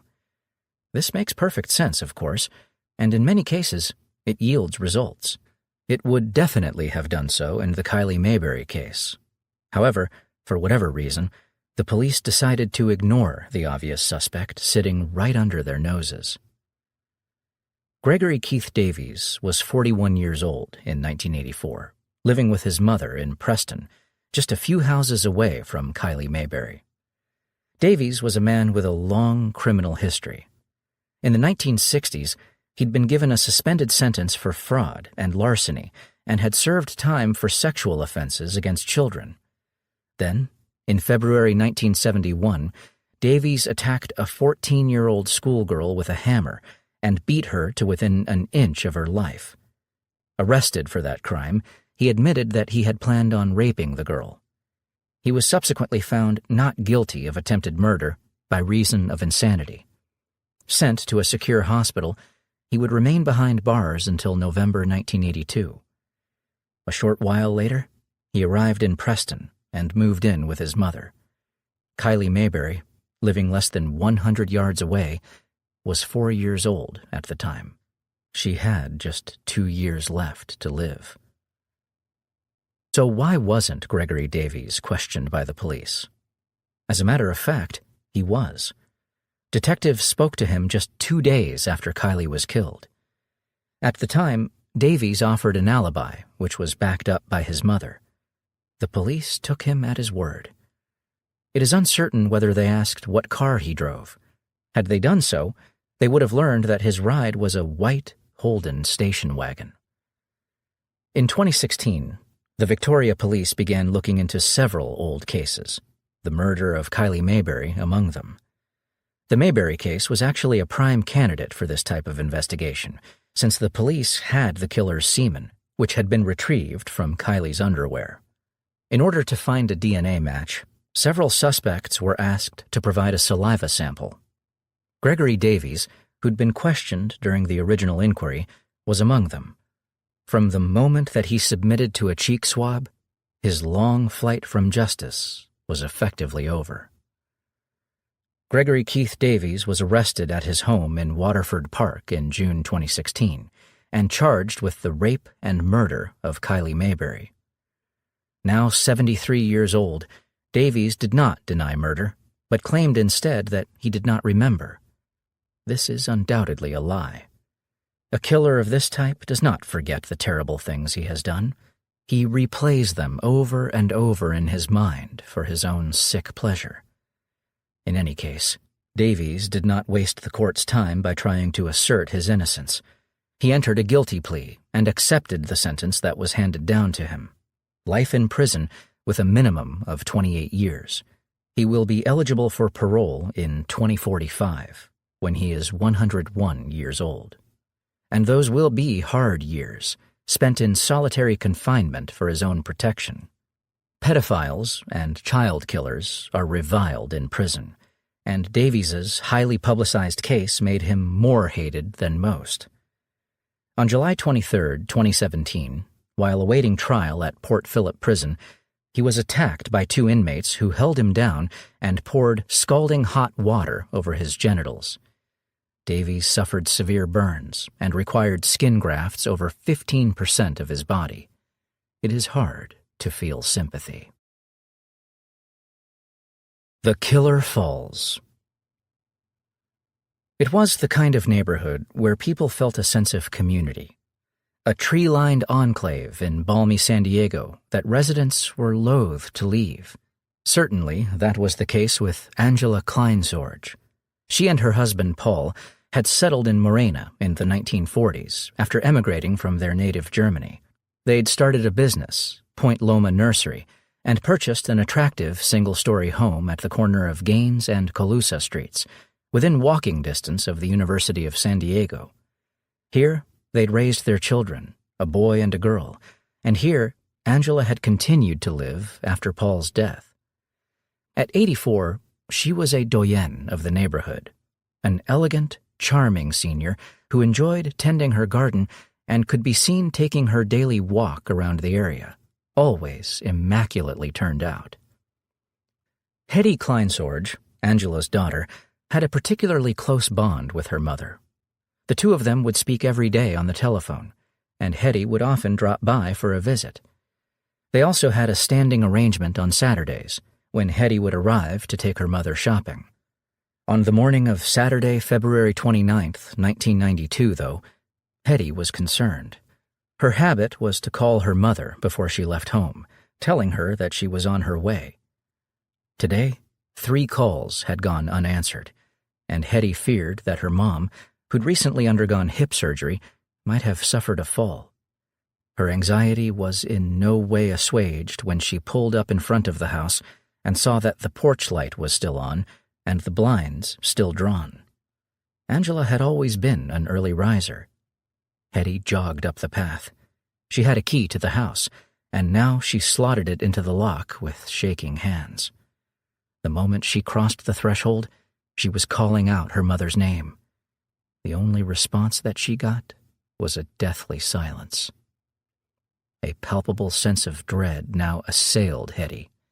Heart thumping in her chest, she walked down the hall toward her mother's bedroom, her feet moving almost on autopilot.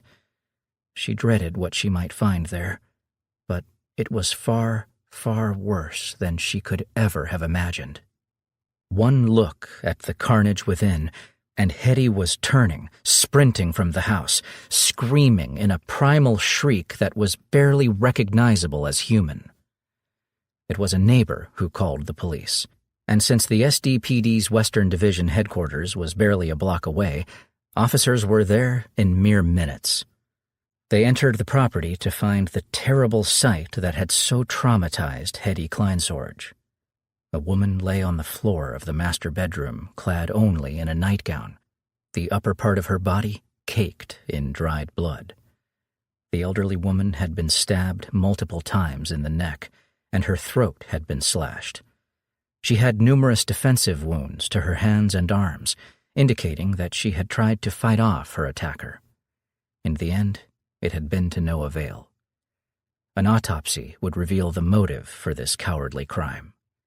Before her life was so callously snuffed out, the 84-year-old had been savagely raped. This was a particularly heinous murder, one that would traumatize the quiet San Diego neighborhood for years to come. Who could have inflicted such violence on a helpless old woman? Was it a burglar? Had Angela caught him in the act and been killed as a result? Might he strike again? Even more frightening was the thought that everyone had on their minds, but no one wanted to vocalize. Was Angela's killer from the neighborhood? Was there a monster living among them? This question, this terrifying, traumatizing question, would linger long on the collective consciousness of Morena's residents. It would linger there because the killer was never caught. Detectives worked the case hard, but the leads were paltry and the suspects few. The killer was either clever or lucky or both. By the time the murder book was finally shelved among the cold cases, he was still at large, his act of cowardice and brutality unpunished. Ask just about any homicide detective, and they'll tell you about the case that haunts them, the case that they were determined to solve but didn't, the case that keeps them awake at night. For Detective Holly Irwin, it was the murder of Angela Kleinsorge. Detective Irwin had worked the original inquiry, but had since been forced to take medical retirement due to an ongoing battle with cancer. Then, with the disease in remission, she'd returned to the force as a reserve detective. With her skill set, she was a perfect fit for the cold case team. In the summer of 2016, she got the news she'd been longing to hear. The San Diego DA had decided to take another crack at the Kleinsorge case. 25 years had passed since the night that Angela Kleinsorge was murdered, and technology had not stood still in that time. DNA profiling had been available in the early 90s, but it was still in its infancy. Back then, investigators would require a fresh biological sample and a suspect to compare it to. Now, a profile could be extracted from severely degraded material, and there were databases, most notably CODIS, which held millions of records for comparison. The San Diego Police Department had already submitted their profile, of course. In fact, they'd done so numerous times, without result. But now, there was a new kid on the block: familial DNA. The idea behind familial DNA testing is simple. The perpetrator might not have a profile in the database himself, but he might have a close relative who does. A match could be made in this way, and it would allow investigators to narrow their suspect pool considerably, right down to a few individuals. These individuals could then be asked to submit a sample, and could thus be eliminated or confirmed as a suspect. In the Kleinsorge murder, the state database served up a hit, a familial link to a convicted felon who had since died. Further investigation revealed that this man had two siblings, one living, one dead.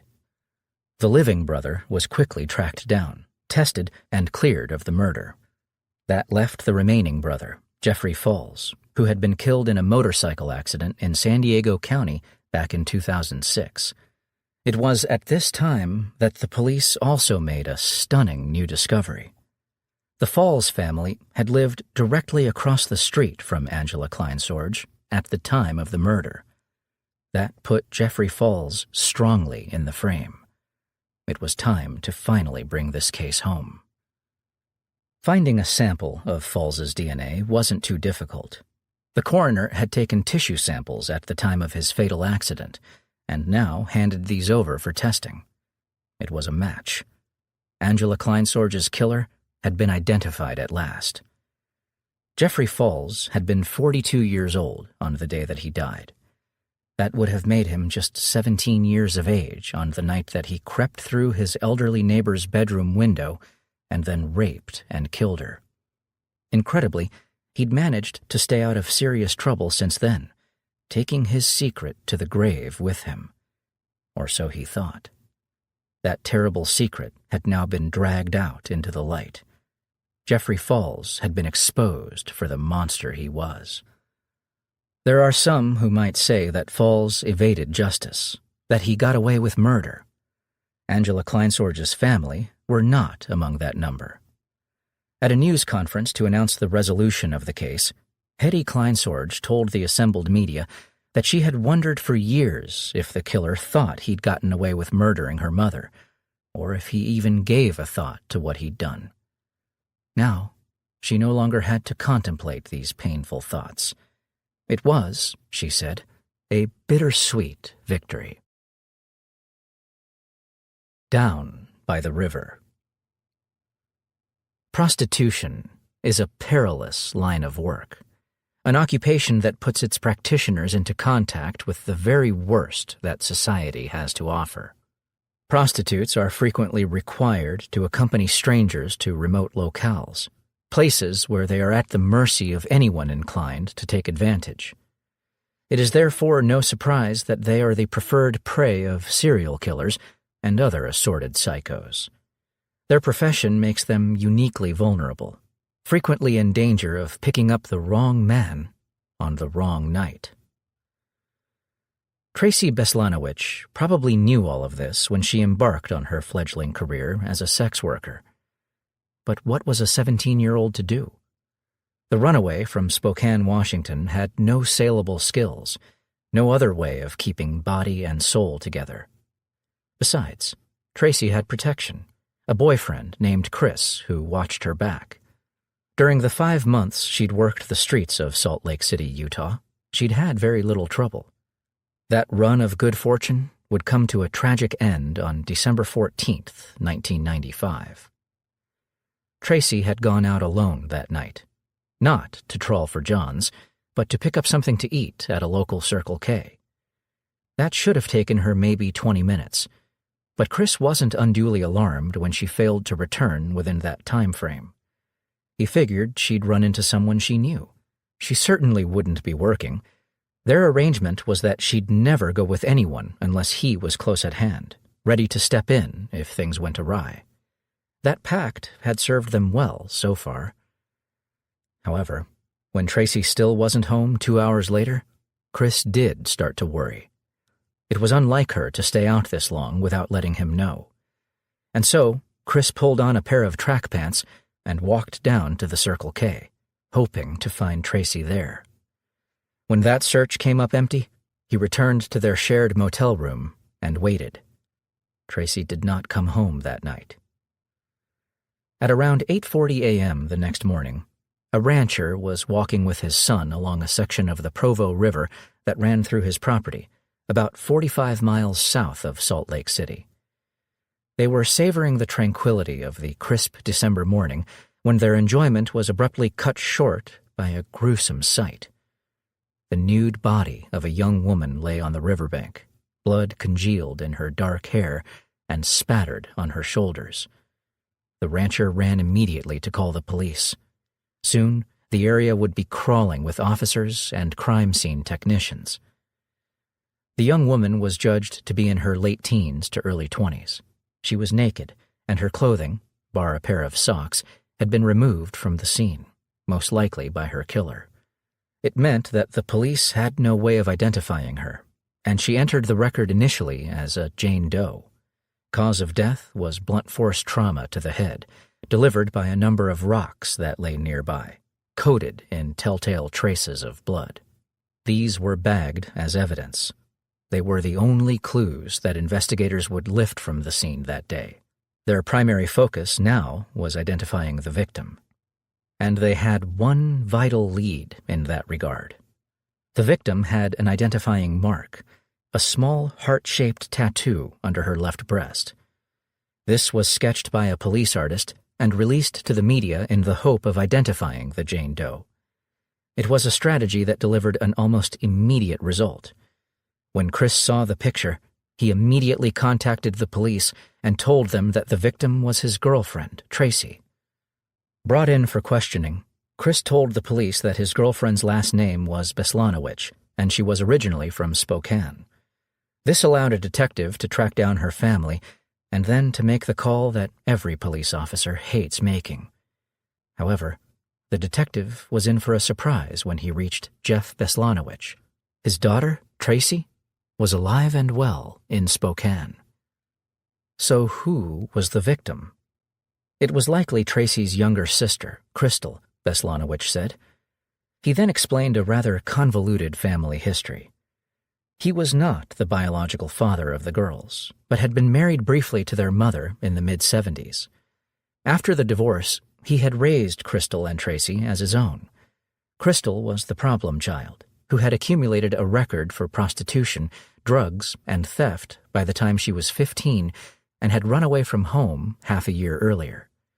She frequently used her sister's ID, her stepfather claimed, to make herself appear older.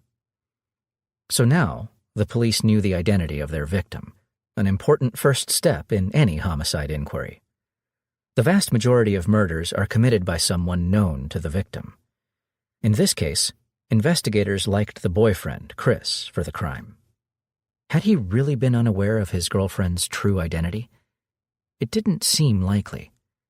Why would she keep it a secret from him? If he had known, why then had he misidentified the victim? Was it to mislead the investigators? While detectives mulled over these questions, doubts began to creep in. The most annoying of these was the location of the body. Chris didn't own a car, so how could he have brought Crystal to her place of dying, 45 miles away? And then there was the question of motive. Chris swore to detectives that he'd loved Crystal and would never have harmed her. While that might have been a stretch for them to believe, Chris did have every reason to keep her alive.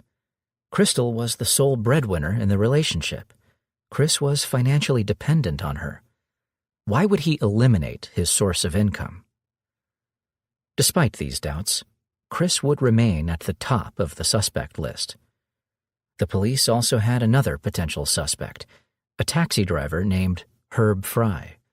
Fry sometimes drove the local working girls to their appointments, but he had a particular thing for Crystal. He'd told several people that he was in love with her, and that if I can't have her, nobody can.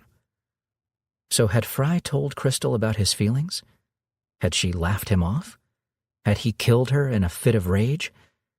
It was an interesting theory. Unfortunately, there was not a shred of actual evidence to support it. Despite the tireless work of Salt Lake City detectives, the case went cold. DNA profiling was already a decade old at the time Crystal Beslanowicz was murdered. It had already been used to resolve some sensational cases, most notably that of British serial killer Colin Pitchfork. But the technology was still rather primitive back then.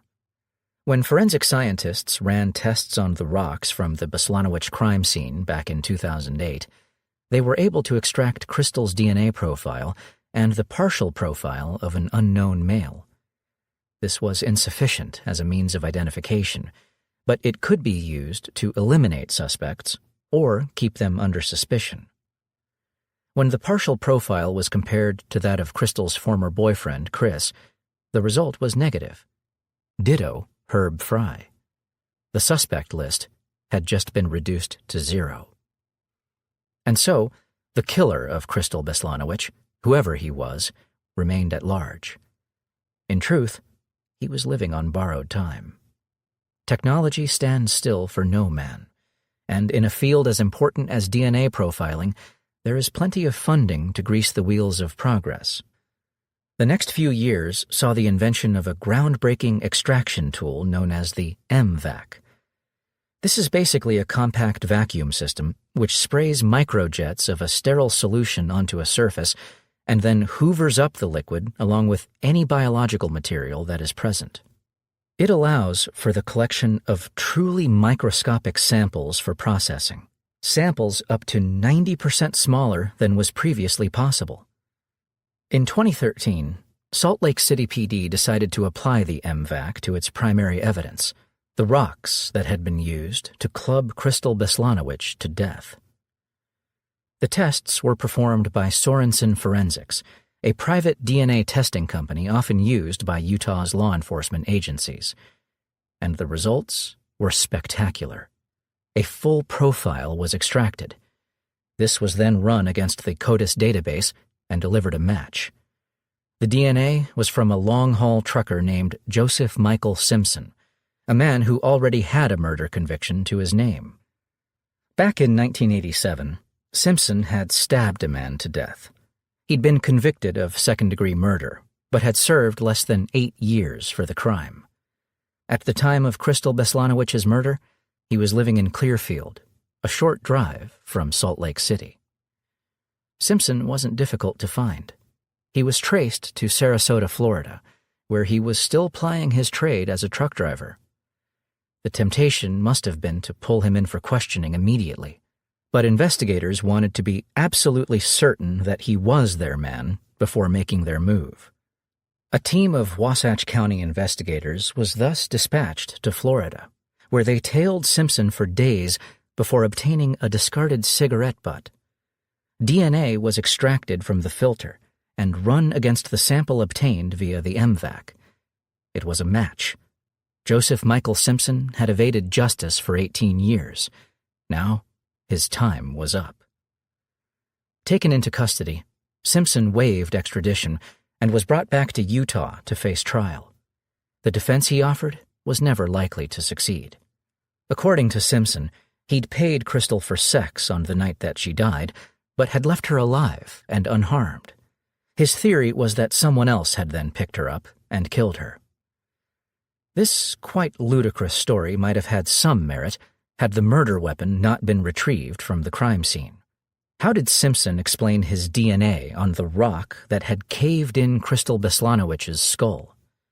He couldn't, and with that, his case was sunk. Simpson made an impassioned plea for leniency during the sentencing phase of the trial, begging the judge not to deny him the possibility of one day obtaining his freedom. Like the pleas that his victim had probably uttered in her final moments, his would fall on deaf ears. In September 2016, he was sentenced to life in prison with no possibility of parole.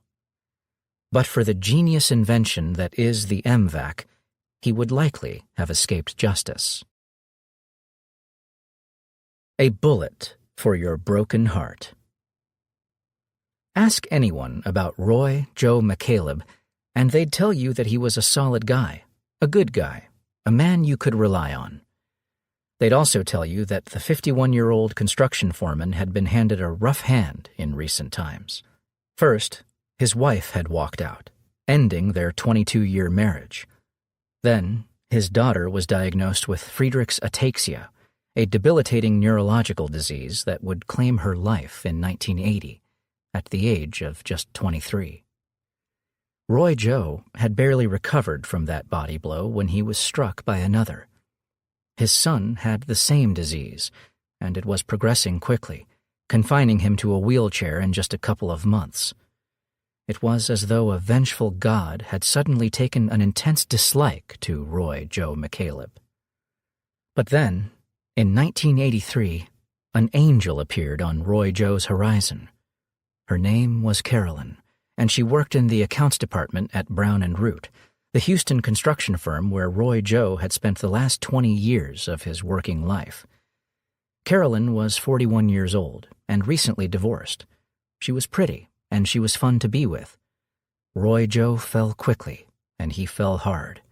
In no time at all, he'd asked Carolyn to be his bride. Roy Joe McCaleb was nobody's fool.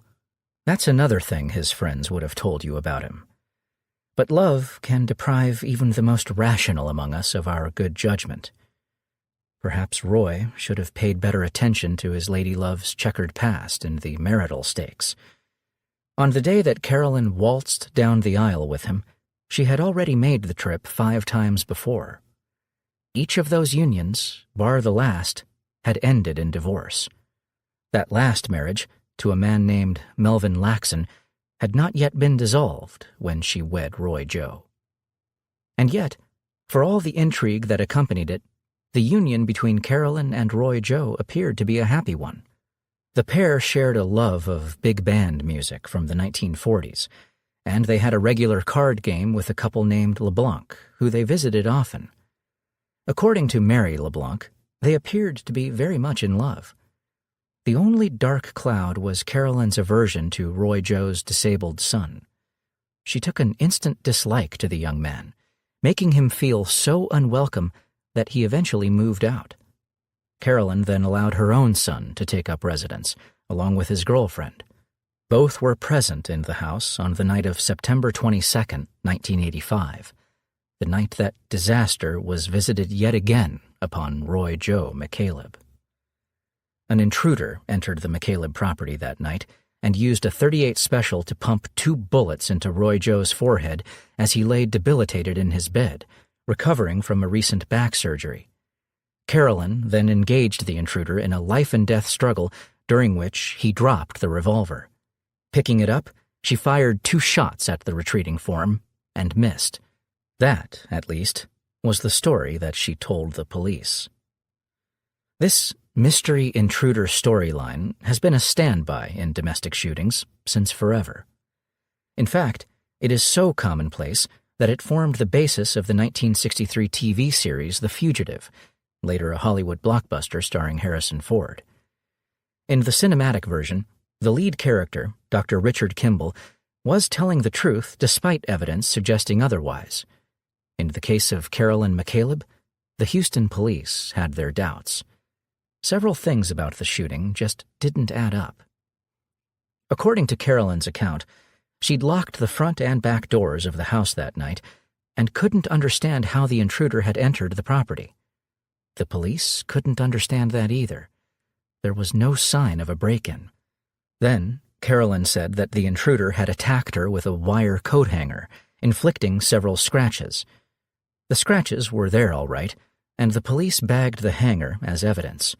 Submitted to forensic tests, it came back negative for human blood or cellular matter. As for the shooting itself, Carolyn said that the man had run toward the master bedroom where her husband was sleeping. She kept a revolver there, tucked under her pillow. Somehow, the intruder had located it right away, leveled it at Roy Joe, and pulled the trigger. Carolyn had then entered the room and wrestled the gun from him, firing after him as he fled. Oddly, Carolyn's son and his girlfriend had heard nothing of the struggle. They'd only been alerted when they heard gunshots. And the forensics in this case also raised questions. In Carolyn's version of events, she had not been in the room when Roy Joe was shot. How, then, did she have blood spatter on her nightdress? And why had she been in such a hurry to take a shower, disobeying a direct instruction from the responding officers? Was it to destroy forensic evidence? The police believed so. Finally, there was the issue of motive. Why would a total stranger break into a suburban home and gun down the householder without provocation? The answer, according to Carolyn, was simple. The intruder wasn't a stranger. She'd encountered him several days earlier, in equally terrifying circumstances. On that occasion, he'd carjacked her, dragged her from her vehicle, and subjected her to a brutal rape. She hadn't reported this to the police, she said, because her husband was recuperating from surgery and she didn't want to upset him. Now she regretted her silence. Quite obviously, the man had found out where she lived and come back to silence her, except that it was Roy, and not she, who'd paid the price. This story, too, sounded like a wild fabrication to the police. It was also full of contradictions. At first, Carolyn described the rapist as a white man. In a later telling, she said he was black. Confronted with this contradiction, Carolyn doubled down on her story and affirmed that her attacker had been African American. She'd lied at first, she claimed, because she was ashamed of being raped by a black man. This about-turn only threw further doubt on her fantastical tale. In fact, investigators had by now uncovered a far more compelling motive. Carolyn had recently taken out a couple of life insurance policies on her husband, to a total value of $198,000. She stood to benefit handsomely from his death. All of the evidence, The lies, the anomalies, seemed to point the finger of suspicion at one person, the not-so-grieving widow, Carolyn McCaleb. But suspicion is one thing, proof another. The DA did not believe that the case was winnable. As outlandish as the intruder story was, any half-competent defense attorney could make an argument for reasonable doubt. Juries have been swayed by less. And so, Carolyn was off the hook, at least for now. Getting her hands on her windfall, though, would prove more difficult. The DA's office had informed the insurance companies that this was an ongoing murder inquiry with Carolyn as the chief suspect. The result was a protracted court battle, which was finally settled when Carolyn received a fraction of the policy value, just $19,000. It barely covered her attorney's fees. In the meantime, the widow McCaleb had other legal problems to worry about. In 1986, she was arrested and charged with bigamy. The charges would later be dropped. The murder inquiry, likewise, was going nowhere. With no new evidence, it had stalled, with little chance of a resolution. The only reason it remained on the Houston PD radar at all was because of the regular calls made to the department by Roy Joe's daughter.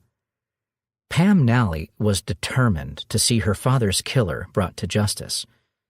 In 2008, it seemed that she would finally get her wish. Carolyn, since remarried and divorced again, was arrested and charged with Roy Joe McCaleb's murder. The case, though, would never make it before a jury. At the arraignment, Carolyn's lawyer argued that too much time had passed, that witnesses, including Roy Joe's son, had died, that no new evidence had been uncovered. If the state had been unable to make its case back in 1985, why would it be any different now? Judge Kevin Fine agreed and dismissed the charges. The case would lay fallow for 5 more years before the DA was ready to try again.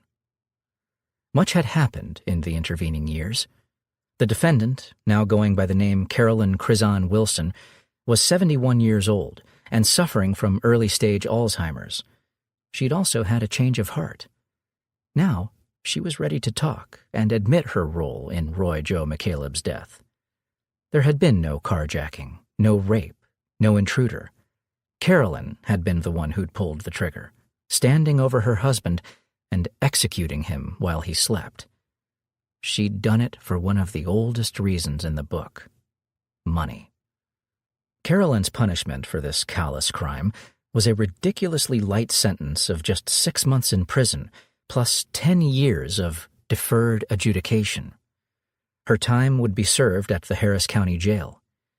But no sooner had she started her sentence than she was casting doubt on her guilt. Now she was claiming that she was actually innocent and that she had only confessed to put the case behind her. She's just tired of it all, her lawyer informed the media. No one, least of all Roy Joe's kin, believed Carolyn's protestations. To them, this was just another lie in a long line of deceptions. Their father's killer was behind bars, albeit for the briefest of jail terms. That felt like a vindication. After 30 long years, there was justice for Roy Joe at last. The Other Ripper. Between the years of 1975 and 1980, the English counties of Yorkshire and Lancashire were terrorized by a brutal serial killer.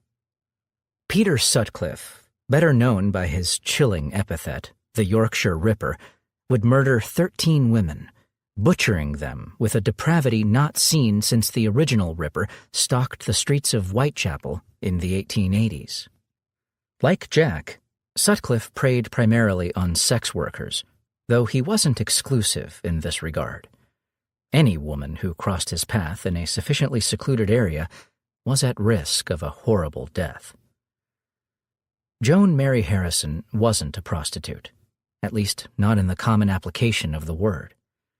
The 26-year-old did sleep with men, but she never solicited cash payment and had never been arrested for solicitation. Her recompense usually took the form of booze or drugs, or a place to crash for the night.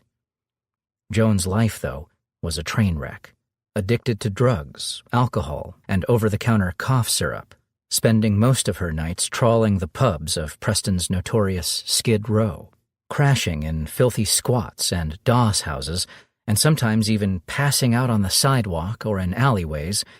Joan seemed to be riding the fast train to oblivion. It hadn't always been that way. There had been a time when Joan Harrison, née Riding, was a devoted, house-proud mother of two. Born and raised in Chorley, Lancashire, Joan had graduated from St. Mary's School in that town. She'd married young, later moving to Preston with her husband. Over the next few years, the union would be blessed with two daughters, Maxine and Denise. But by then, the marriage was already in trouble, much of it related to Joan's prodigious appetite for booze.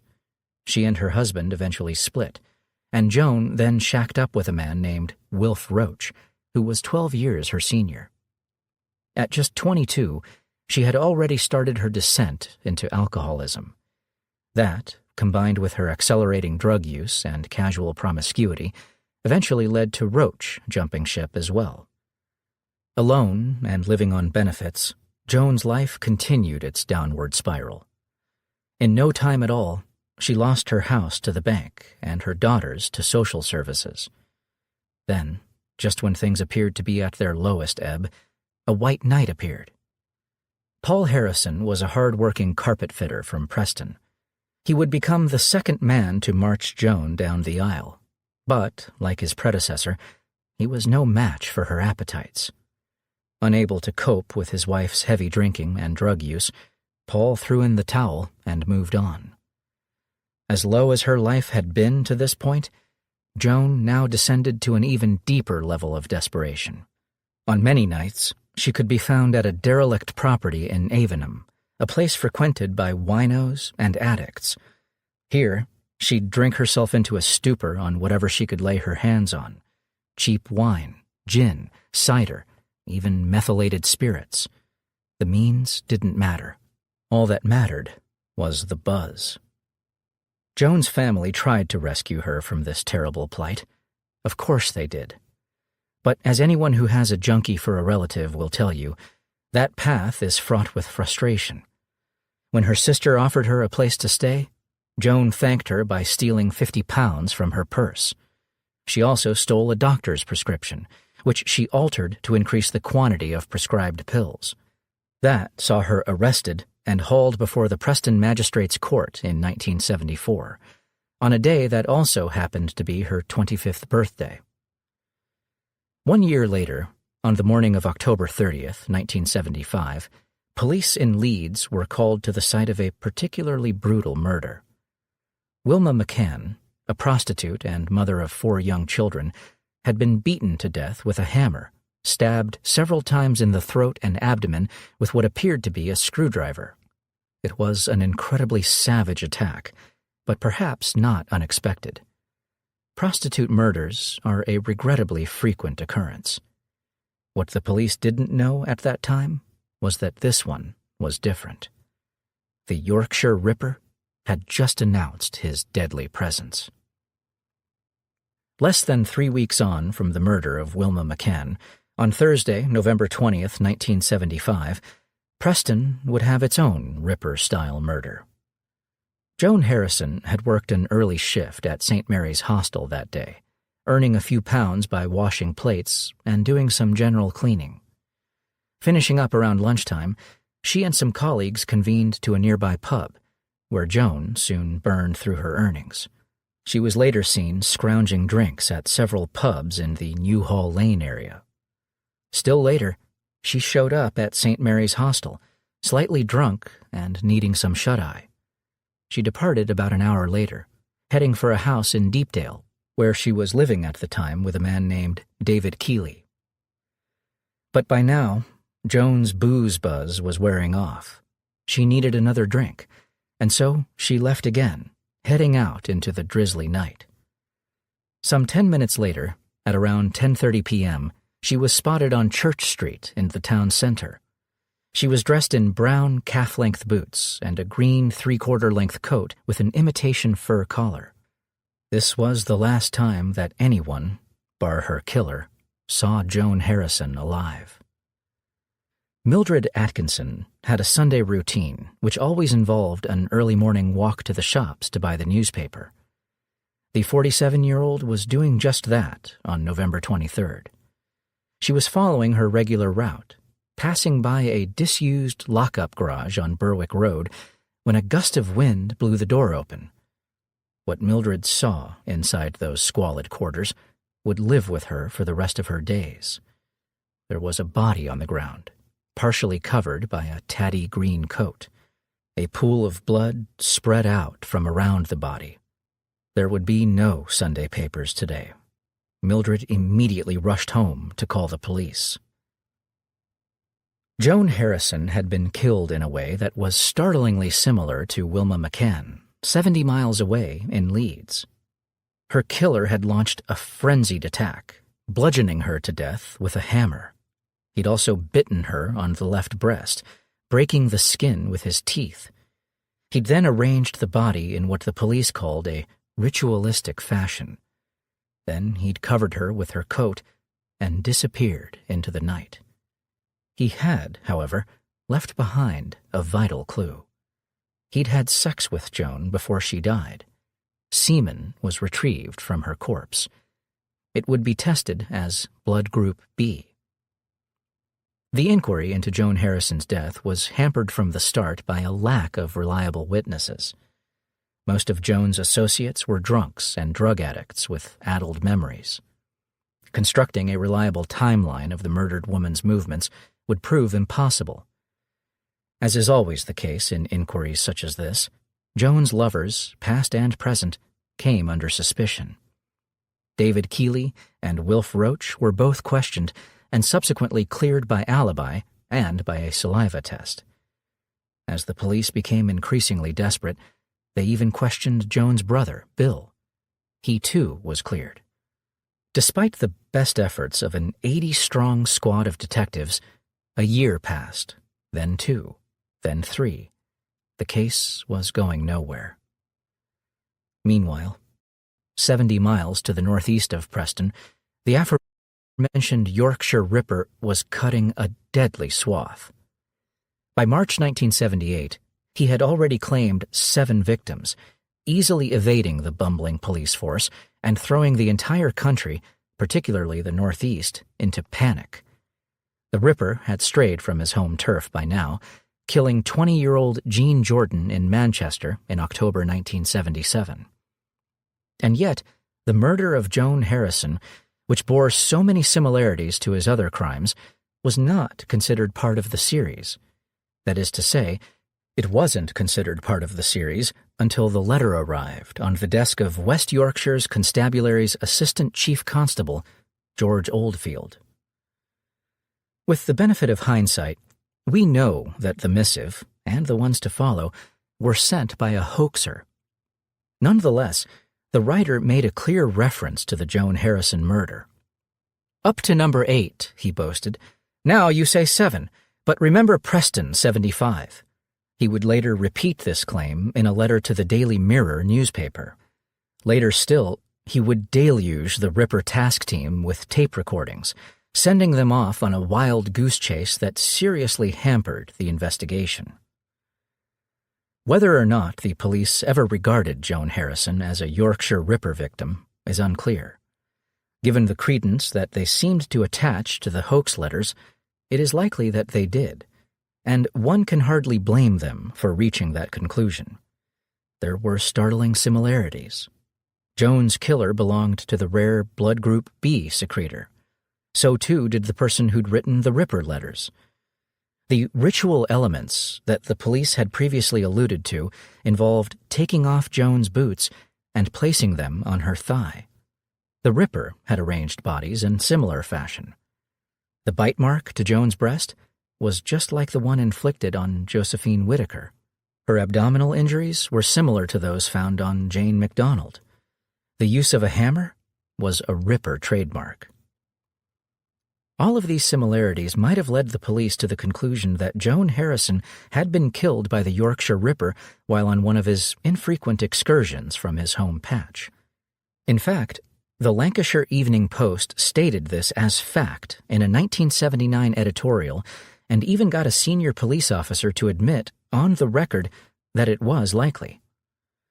But the Post and the police and the hoax letter writer were all wrong.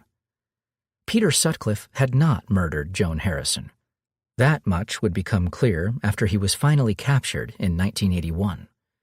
Sutcliffe spoke openly, even boastfully, about the women he'd slaughtered, but he denied having anything to do with Joan's murder. Blood typing would soon clear him anyway. Sutcliffe's blood group was B. Joan's killer was a B secretor, a much rarer type.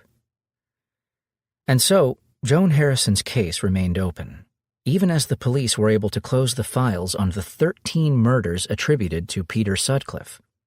Barring a miracle, there seemed very little prospect of ever solving it. In 2008, that miracle happened. That was when police in Leeds pulled over a 60-year-old man named Christopher Smith for driving erratically. Found to be over the legal alcohol limit, Smith was arrested at the scene. He was later bailed, but not before he was required to provide a DNA sample.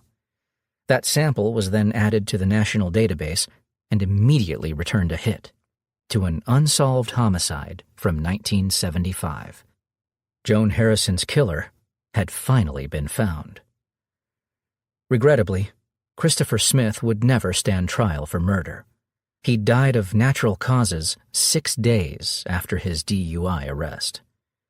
A check on his police record showed that he had previous convictions for assault and theft and sexual offenses. However, he appeared to have turned over a new leaf in later life and had managed to stay out of trouble for the last 20 years. Remaining on the right side of the law, he'd managed to keep his DNA from entering the system.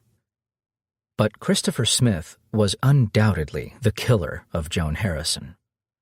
Lest there be any doubt, Smith left behind a 3-page letter in which he expressed the need to unburden himself of the guilt he'd carried around for over 20 years.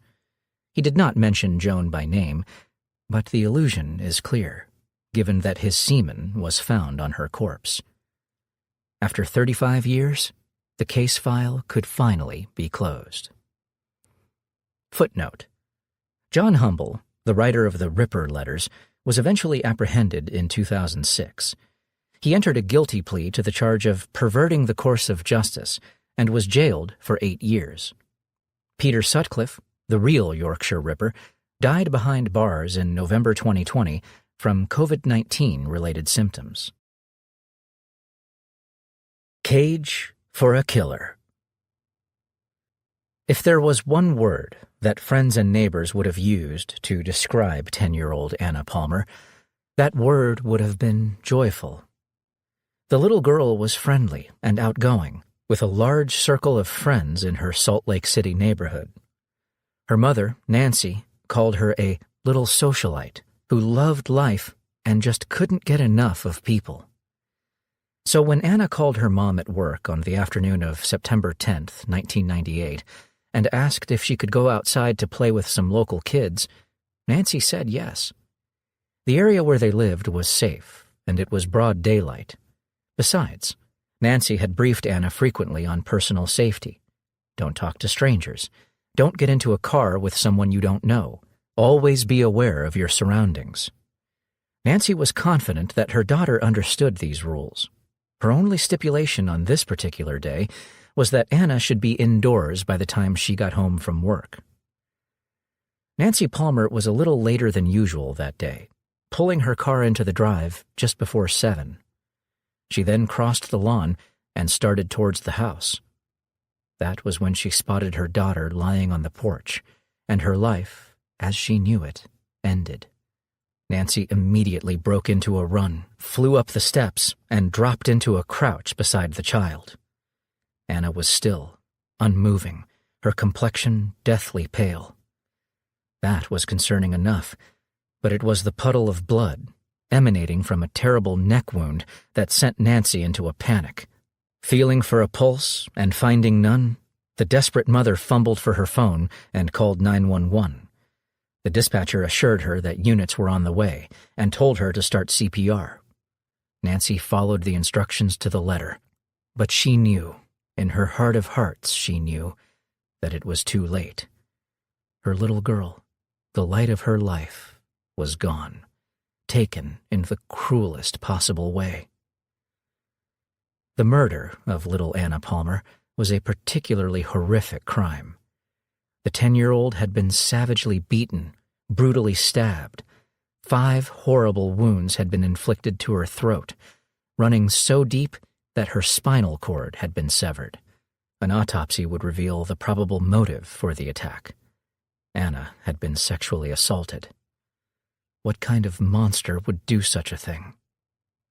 Salt Lake City PD did not know the answer to that question, but they were determined to find out. Officers were flooded into the area, lighting up the night with the red and blue roof lights of their cruisers. Meanwhile, a police helicopter hovered overhead, its high beam scanning the darkened streets below. As CSIs started processing the crime scene, detectives and uniformed officers got to work, going door to door. Had anyone seen anything, heard anything? Had there been anyone acting suspiciously in the neighborhood? As it turned out, there had been such an individual. Anna's friend, Loxane Konesavan, told police about a man who had followed them from the park that afternoon, a creepy-looking individual with a shaved head and a goatee beard. According to Loxane, the man was young, perhaps an older teenager. He was wearing an unbuttoned baseball shirt and had 2 tattoos on his chest. Another friend of the girls, Amy Johnson, reported that she too had seen this man and that he'd creeped her out.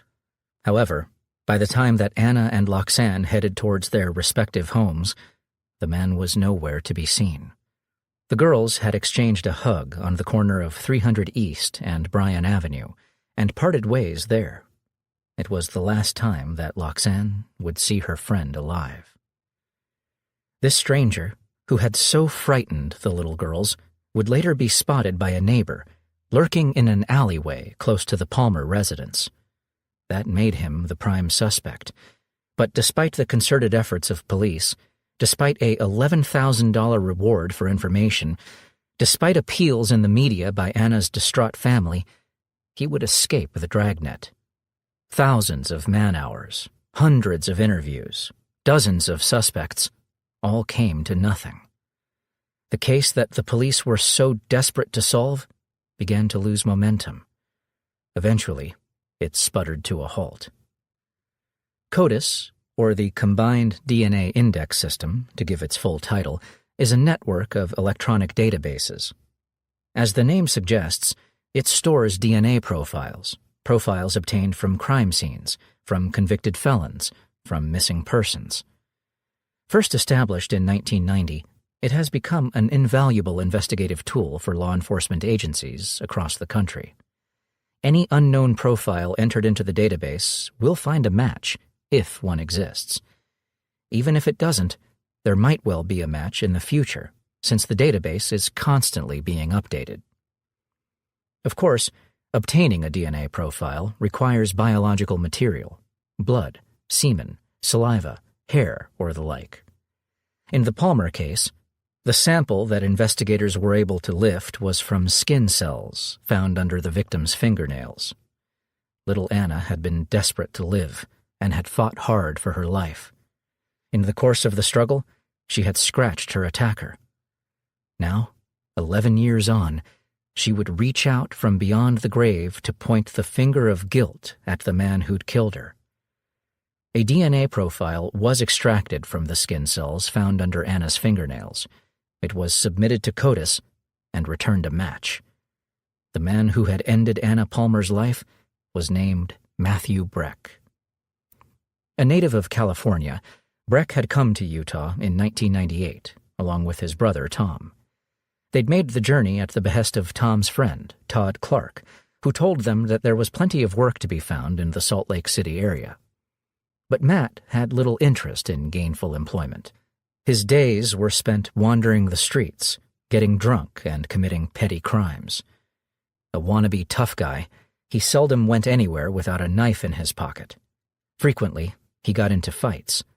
In fact, he'd end up in jail just days after Anna Palmer's murder for just such an incident. Facing a long prison term if convicted, Breck had pled down to a misdemeanor and had been released with time served. Thereafter, he left Utah and headed north, settling eventually in Idaho. But Breck's antisocial behavior saw barely any improvement in his new home. In 1999, he was convicted on a burglary charge, serving 2 years before his release in 2001. A short while later, he was picked up again, this time for committing sodomy on a child under 16.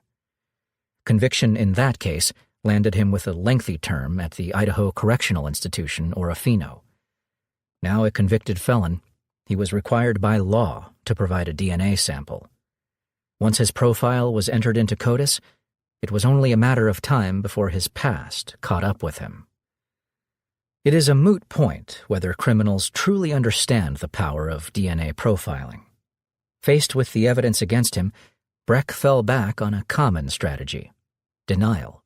He admitted that he'd been living in Salt Lake City at the time of the murder, but denied that he was the person responsible. Presented with a picture of Anna Palmer, he insisted that he'd never seen her in his life. How, then, had his skin cells ended up under her fingernails on the day she died? Breck couldn't say. He was arrested in the prison interview room and charged with murder. Soon, proceedings would be underway to extradite him to Utah. 28 states in the nation have the death penalty on their statute books. Utah is one of them. And if ever there was an individual deserving of that sanction, it was Matthew Breck. Certainly, the good people of Salt Lake City would have liked to have seen him ushered out from this world. Sensing the mood, and perhaps finally appreciating the potency of the evidence against him, Breck asked for a deal. Taking the life of a child might have come easy to him, but he was desperate to hold on to his own. In 2011, he admitted to the murder of Anna Palmer and accepted a sentence of life in prison without parole. Anything to avoid a death sentence. Matthew Breck will spend the rest of his natural life behind bars, and that life will not be easy. Child killers are generally reviled in prison, their lives under constant threat from other inmates. Breck will probably be kept in protective custody, removed from the general population. This is an isolated existence, a miserable existence, spent mostly in a concrete box, 6 feet by 8, a cage for a killer. On his darkest days, Matthew Breck will probably wish that he'd let justice run its course. Simple twist of fate. The year was 1983, and in Los Angeles, California, Elaine Graham was living the life of her dreams. The attractive 29-year-old was married to a man she loved. She had a beautiful 2-year-old daughter. She was studying for a degree at California State University, Northridge. This latter pursuit meant that Elaine had to employ the services of a babysitter, but she'd found an excellent minder, someone who adored little Elise and was loved by her in return. On the morning of March 17th, 1983, Elaine followed her usual routine, dropping Elise at the babysitter before heading for the CSUN campus. It was a beautiful early spring day. It would end in terror. Elaine never attended classes that day, and she never returned to pick up her daughter. When the alarm was raised, the police quickly launched a search and found her 1971 Volkswagen abandoned in the parking lot of the Santa Ana Fashion Square Mall. The vehicle held an ominous clue. The driving position had been adjusted for someone much taller than Elaine. Clearly, someone else had been behind the wheel of the car. Over the days and weeks that followed, the search for the missing woman continued without success. No one appeared to have seen her or noticed anything untoward on the day she went missing. Then, at last, the police had a clue. A woman called in to offer up a name, Edmund J. Marr. According to the tipster, Marr's own sister suspected that he might be involved.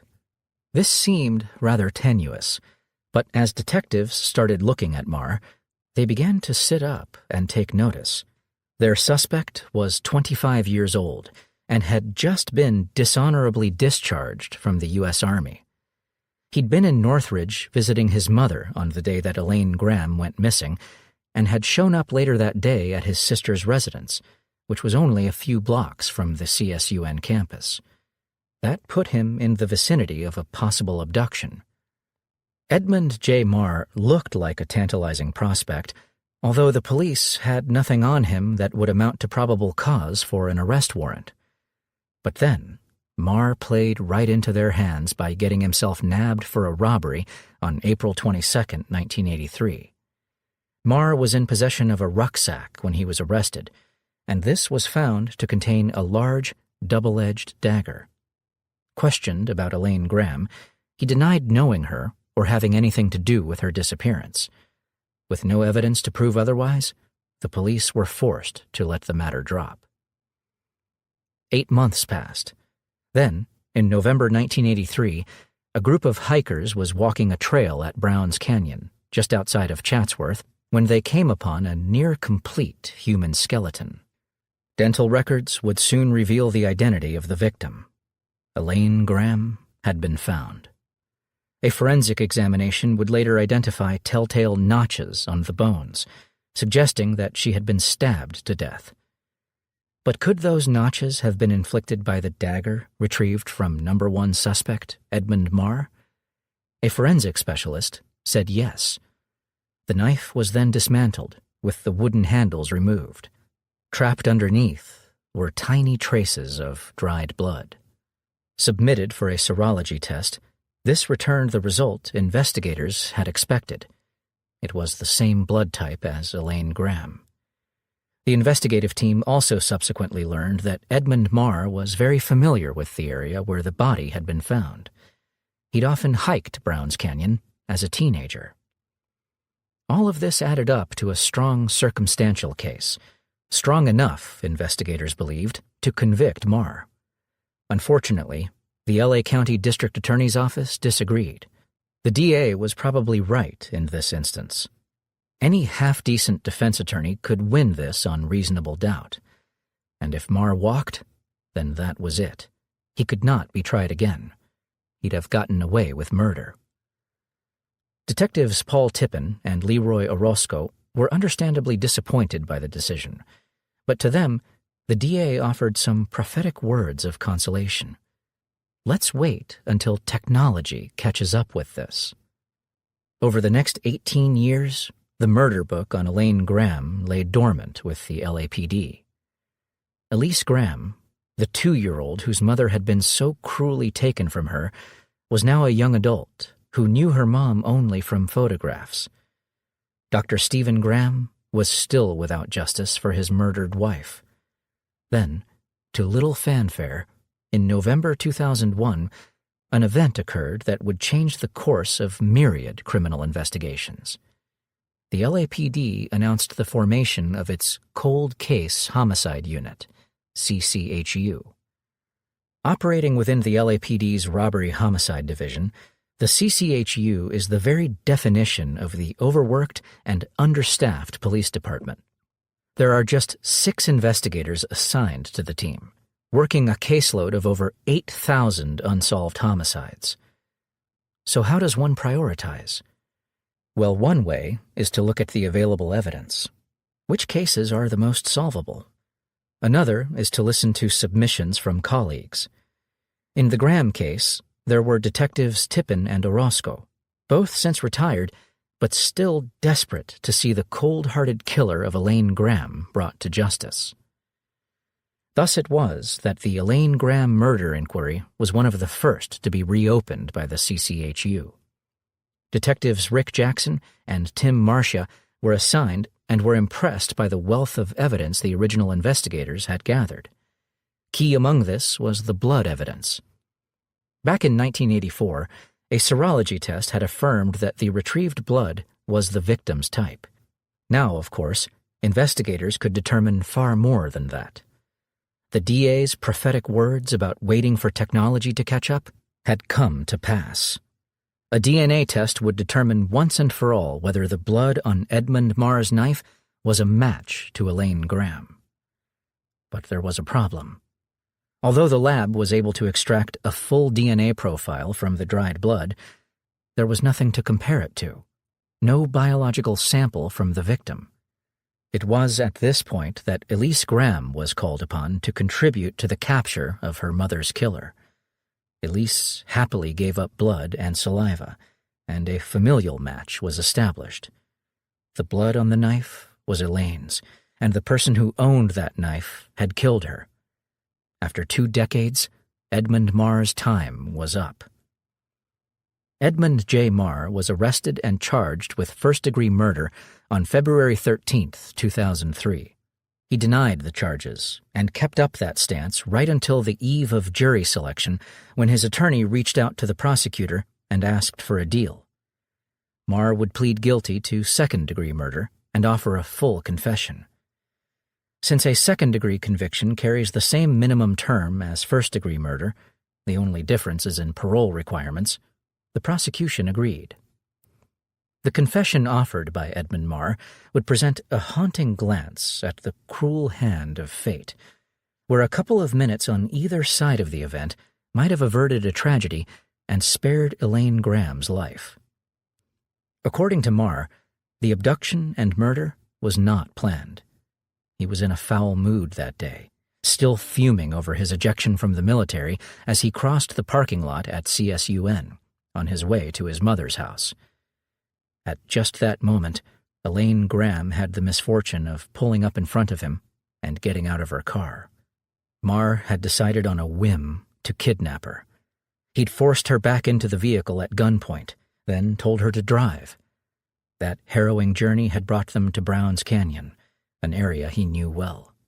Here, he'd told Elaine to get out and ordered her along a path for about a quarter mile. At this location, he told her to remove her blouse and then lost his cool and started stabbing her. Marr insisted that he did not sexually assault the victim. It is difficult to believe him on that score. Convicted of second-degree murder, Edmund J. Marr was sentenced to 16 years to life for the murder of Elaine Graham. He was sent on his way with the words of his victim's daughter resounding in his ears. "You've given me a life sentence of a broken heart," Elise Graham told her mother's killer. "You've taken from me the most important person in the world." Young blood. Carol Hutto was 16 years old, and she had a major crush on a boy from her neighborhood, James Ken. The pair were juniors at Largo High School, and if classroom gossip was to be believed, they were dating. If those rumors were true, then Carol and James were keeping it a secret. Neither had admitted a relationship, not to their friends and not to their families. On the evening of December 13th, 1976, the phone started ringing at the Hutto residence in Largo, Florida. Carol ran to answer it and soon announced to the household, "It's for me." She then spent several minutes whispering down the line. By the time she hung up, she appeared flushed and excited. A short while later, she told her mother that she was taking a walk to the store. She was out of the door before anyone could ask questions. Carol had told her mom that she would not be long. That, of course, is an ambivalent statement, especially coming from a teenager. The walk to the store and back should have taken no more than 20 minutes. When Carol was still not back in an hour, her mother figured that she'd met one of her friends along the way and had stopped to talk. When 2 hours passed with no sight of her daughter, Norma Hutto began to become concerned. Eventually, she sent Carol's brother to look for her. He returned, saying he couldn't find her. By the following morning, everyone in the Hutto household was beside themselves with worry.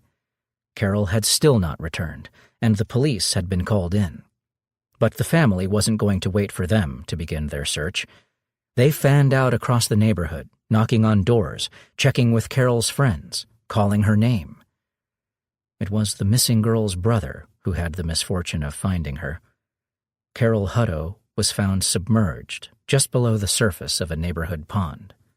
But this was no accidental drowning. Someone had weighed down the teenager's body with a concrete block. An autopsy would later reveal that she had been strangled and struck on the head with some heavy object. Neither of those methods had killed her, though. Carol had still been alive when her killer tossed her into the pond. Water in her lungs proved that she had drowned. But who would have done such an incredibly evil thing to an innocent girl? A girl with dreams of attending college, a girl whose whole life lay ahead of her. Carol's half-brother, Jerry Irwin, was briefly considered a suspect. Irwin was well known to police as a juvenile delinquent, and his whereabouts that night were unaccounted for. However, the focus of the investigation soon shifted to another teenager, 17-year-old James Ken. There were plenty of reasons why Ken made a good suspect. His secret romance with the victim, entries in Carol's diary expressing her attraction to him, the phone call that Carol had received just before leaving the house. That had come from James, although he insisted that it had only been to discuss homework. He also denied meeting up with Carol that night. According to him, he'd never left his house. This wasn't exactly a watertight alibi, but it was difficult to disprove, and James Ken was sticking to it. He was one of the mourners at Carol's funeral, where he expressed his heartfelt sympathies to her parents. He seemed as cut up about Carol's death as any of her friends. Over the next 18 months, the police worked the meager leads that they had, but kept coming up against a brick wall. No one had seen Carol that night. She certainly hadn't made it to the store. The theory was that someone must have accosted her along the route, dragged her to some isolated spot, and attacked her there. The location of that crime scene was unknown, and so too was the motive. Carol hadn't been robbed, and she hadn't been raped. The police did have several hairs retrieved from the victim's body, but in those pre-DNA days, the evidence was of little use. Despite the best efforts of detectives, the case went cold. While the investigation continued to flounder, while Carol's family continued to mourn their loss and pray for justice, James Ken was getting on with his life. After graduating high school, he joined the U.S. Navy. He would enjoy a long and successful career in the military, rising to the rank of petty officer and serving as a submariner. By 1994, he had 16 years of service behind him and was stationed at the U.S. Naval Submarine Base in Groton, Connecticut. 1994 was also the year that the Largo Police Department decided to take another pass at the Hutto case.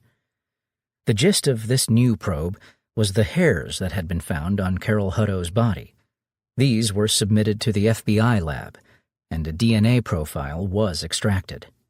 It did not find a match in any law enforcement database, but the investigators were not surprised by that. The suspect they had in mind did not have so much as a traffic violation against his name. Naval Petty Officer James Ken had lived an exemplary life. What the police really needed was a biological sample for comparison against their profile. To this extent, they applied for a search warrant to draw blood from Ken. Since Ken was active duty Navy at that time, detectives also informed the Naval Criminal Investigative Services, NCIS, of their ongoing investigation. On July 15, 1998, a couple of the NCIS investigators brought Ken into an interrogation room and basically leaned on him. They told him that the Largo police had physical evidence linking him to a 1976 murder and recommended that he come clean while there were still options on the table. It was a bluff, of course. The police had not yet made a DNA match. Nonetheless, Ken soon cracked. He admitted that he'd killed Carol Hutto, but insisted that her death had been an accident. According to Ken, he and Carol had met up that night at a house under construction on Imperial Avenue, close to both of their homes. They had talked for a while, then started kissing, and eventually had sex. After that, they started kidding around, with Carol running through the house and Ken chasing her. But Carol had fallen during the chase and hit her head, rendering her unconscious. Ken said that he panicked at that point. He thought that Carol was dead and that he would be held responsible. He therefore decided to hide the body. Carrying Carol to a nearby pond, he threw her in and watched her sink below the surface. Then he walked home. The problem with Ken's story was that it did not match the evidence. Carol's injuries were not consistent with a fall. She had been strangled and struck on the head. Still, Ken was sticking to his version of events. He would maintain this stance right until the eve of the trial, when he decided to offer a new story. In his amended telling, Ken admitted that he and Carol had not had sex. He had wanted to, but she had resisted him. Then, as he persisted, things got physical. Carol started screaming, then scratching and hitting him. In response, he grabbed her by the throat and started squeezing. When he eventually released his grip, Carol collapsed to the floor. From here, Ken's latest story picked up the narrative of his original telling. He'd panicked, he said, and decided to hide the body.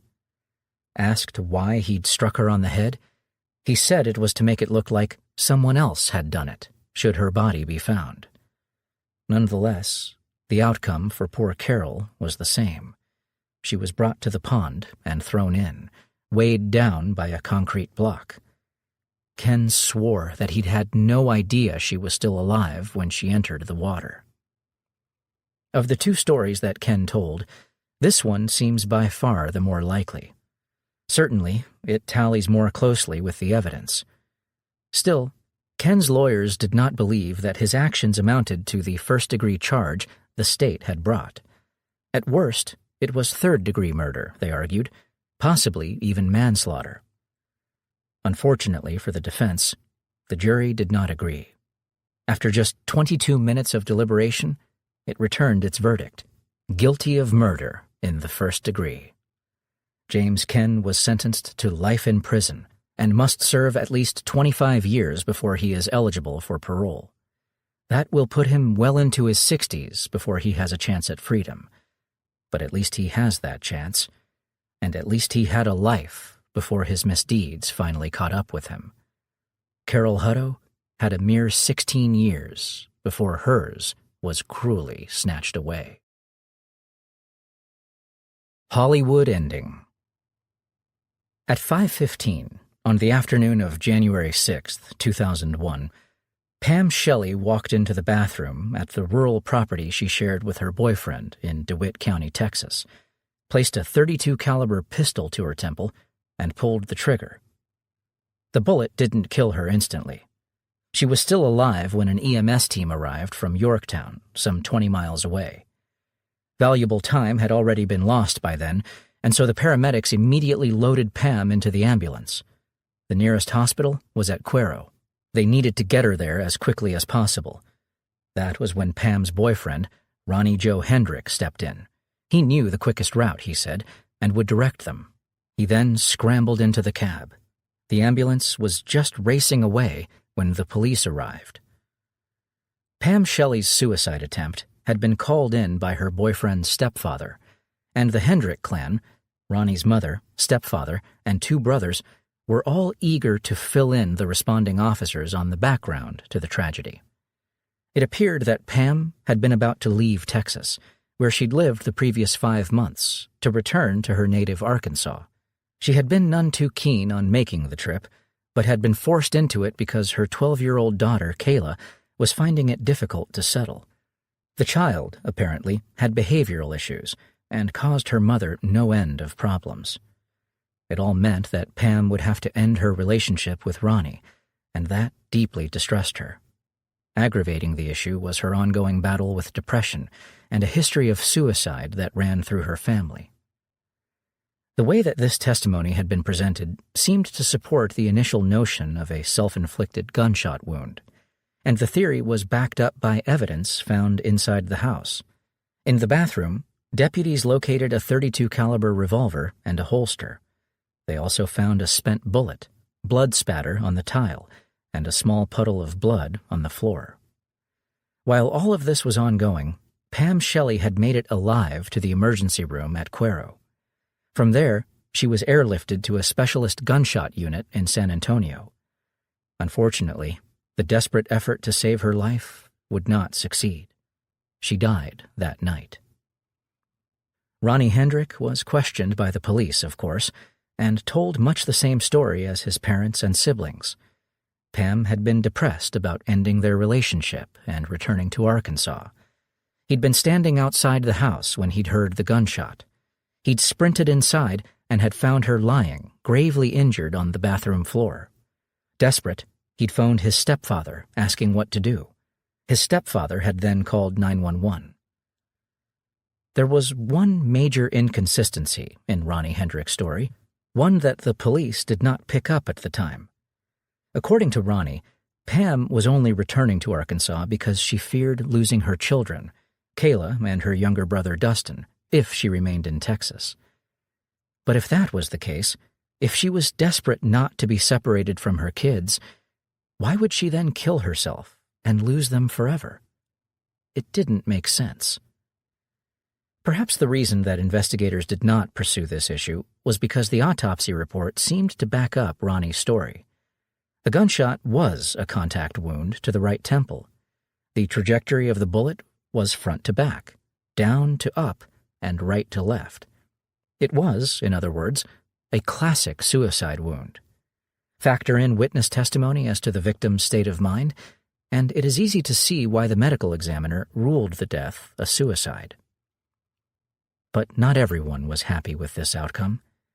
Senior investigators at the DeWitt County Sheriff's Department wanted another crack at Ronnie Hendrick and asked him to take a polygraph.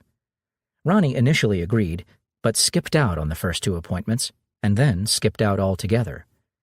When officers went to follow up with him, they found that he'd left the area. His parents and siblings professed to have no knowledge of his whereabouts. And so the case languished, confined to a dusty file at the back of a cabinet. Not even a cold case, really, since Pam's death was officially a suicide. It would remain so for the next 7 years, until Jody Savesky was voted in as DeWitt County Sheriff. Savesky had barely taken office when he was approached by a detective named Carl Bowen, a veteran of the DeWitt County force. Bowen had never bought Ronnie Hendrick's story about how Pam Shelley had died, and had always been suspicious of his disappearance just when he was due to take a polygraph. He wanted to reopen the investigation. In spite of a heavy workload of active cases, the sheriff agreed that he could. That would turn out to be a well-timed decision. Ronnie Hendrick had been off the radar for 7 years, but in the summer of 2008, he showed up again in DeWitt County. And not just in the county, but in the county jail, after he was arrested for beating up his current girlfriend.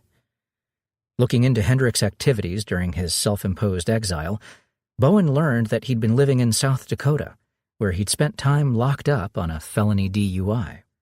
Bowen's next move was to visit Hendrick at the county lockup and ask him to make good on the agreement he'd made all those years earlier and take a polygraph.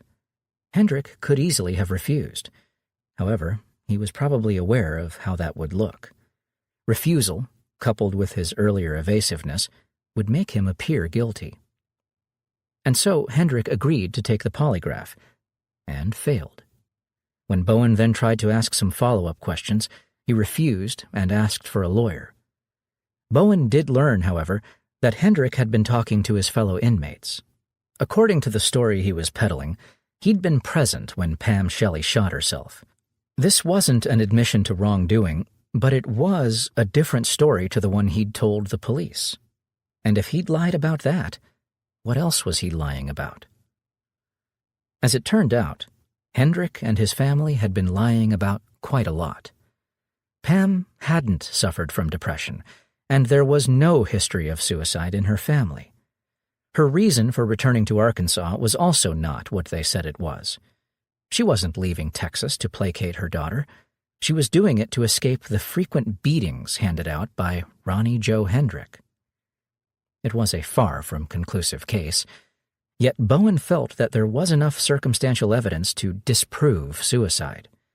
And if Pam hadn't killed herself, then the only other option was murder, of which there was only one suspect.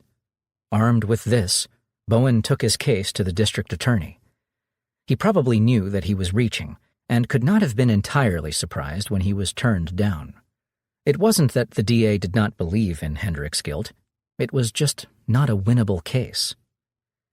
Over the next 4 years, the Shelley investigation went nowhere, stalled for lack of conclusive evidence. Then, in 2012, Hollywood came to town. Carl Bowen was approached by a true crime show called Cold Justice, which wanted to profile the Pam Shelley case. The show had a unique concept, investigating real cold cases in conjunction with jurisdictions which would otherwise not have the resources to pursue them, offering investigative support and access to the latest forensic technologies. With former Harris County ADA Kelly Siegler involved, plus a former crime scene investigator in Yolanda McClary, this was potentially a godsend to understaffed and under-budgeted law enforcement agencies. When Bowen approached the DA for permission to proceed, he received a cautious approval. The results, though, were disappointing. DNA tests on the gun turned up a match to the victim, and no one else. Ditto Pam's blood-stained T-shirt. Ballistics confirmed that the bullet was from the .32, but the police already knew that. Background checks confirmed what Bowen had already uncovered, that the Hendrik clan had lied about Pam's state of mind, her supposed use of antidepressants, and her reasons for leaving Texas. There was also confirmation of Ronnie Hendrik's violent tendencies, his attacks on numerous female partners, both before and after Pam's death. None of it amounted to evidence of murder. In the end, it was the work of Carl Bowen, not the Cold Justice team, that persuaded the DA to bring the case to trial. Bowen had tracked Pam's ex-husband, Jesse, to a Texas prison where he was serving time. According to Jesse, he and Pam had been planning to get back together before she was killed. In fact, he'd spoken to her on the day she died. During the course of that conversation, Hendrik had ripped the phone away and shouted down the line that the only way Pam was coming back to Arkansas was in a pine box. This was a direct threat, uttered by the chief suspect just hours before the victim was shot to death. It was, though, based on the word of a convicted felon, and thus of questionable value. Jesse was asked to repeat his allegations while hooked up to a polygraph. He immediately agreed, and passed with flying colors. It was then that the DA agreed to bring the case before a grand jury. Ronnie Joe Hendrik was indicted for murder in November 2012, with his trial set for September 2013. In the meantime, he remained in jail on the assault charge. But this already convoluted case was about to take another twist. The pilot episode of Cold Justice was due to air on September 3rd, with the producers determined that it would feature the Shelley case. Despite submissions from the DA asking them to delay the broadcast, they remained determined to go ahead. The result was inevitable. When the matter came before the court, it proved impossible to find a juror who had not watched the broadcast and formed an opinion on the case. When the judge polled potential jurors for their opinion, 11 of the 12 admitted that they believed Ronnie Hendrik had killed Pam Shelley. That left no option but to declare a mistrial. A new date was set for June 2014. The defense immediately filed for a change of venue. The premise behind Cold Justice is that it provides support to small law enforcement agencies in solving cold cases, while at the same time documenting the process for primetime viewing. The police get an unsolved case off their books. The TV station gets a compelling real-life drama. The victim's loved ones get much-delayed justice. Everybody wins, except for the perpetrator, who is finally made to pay for his crimes. In this case, however, the show had not delivered on its part of the bargain.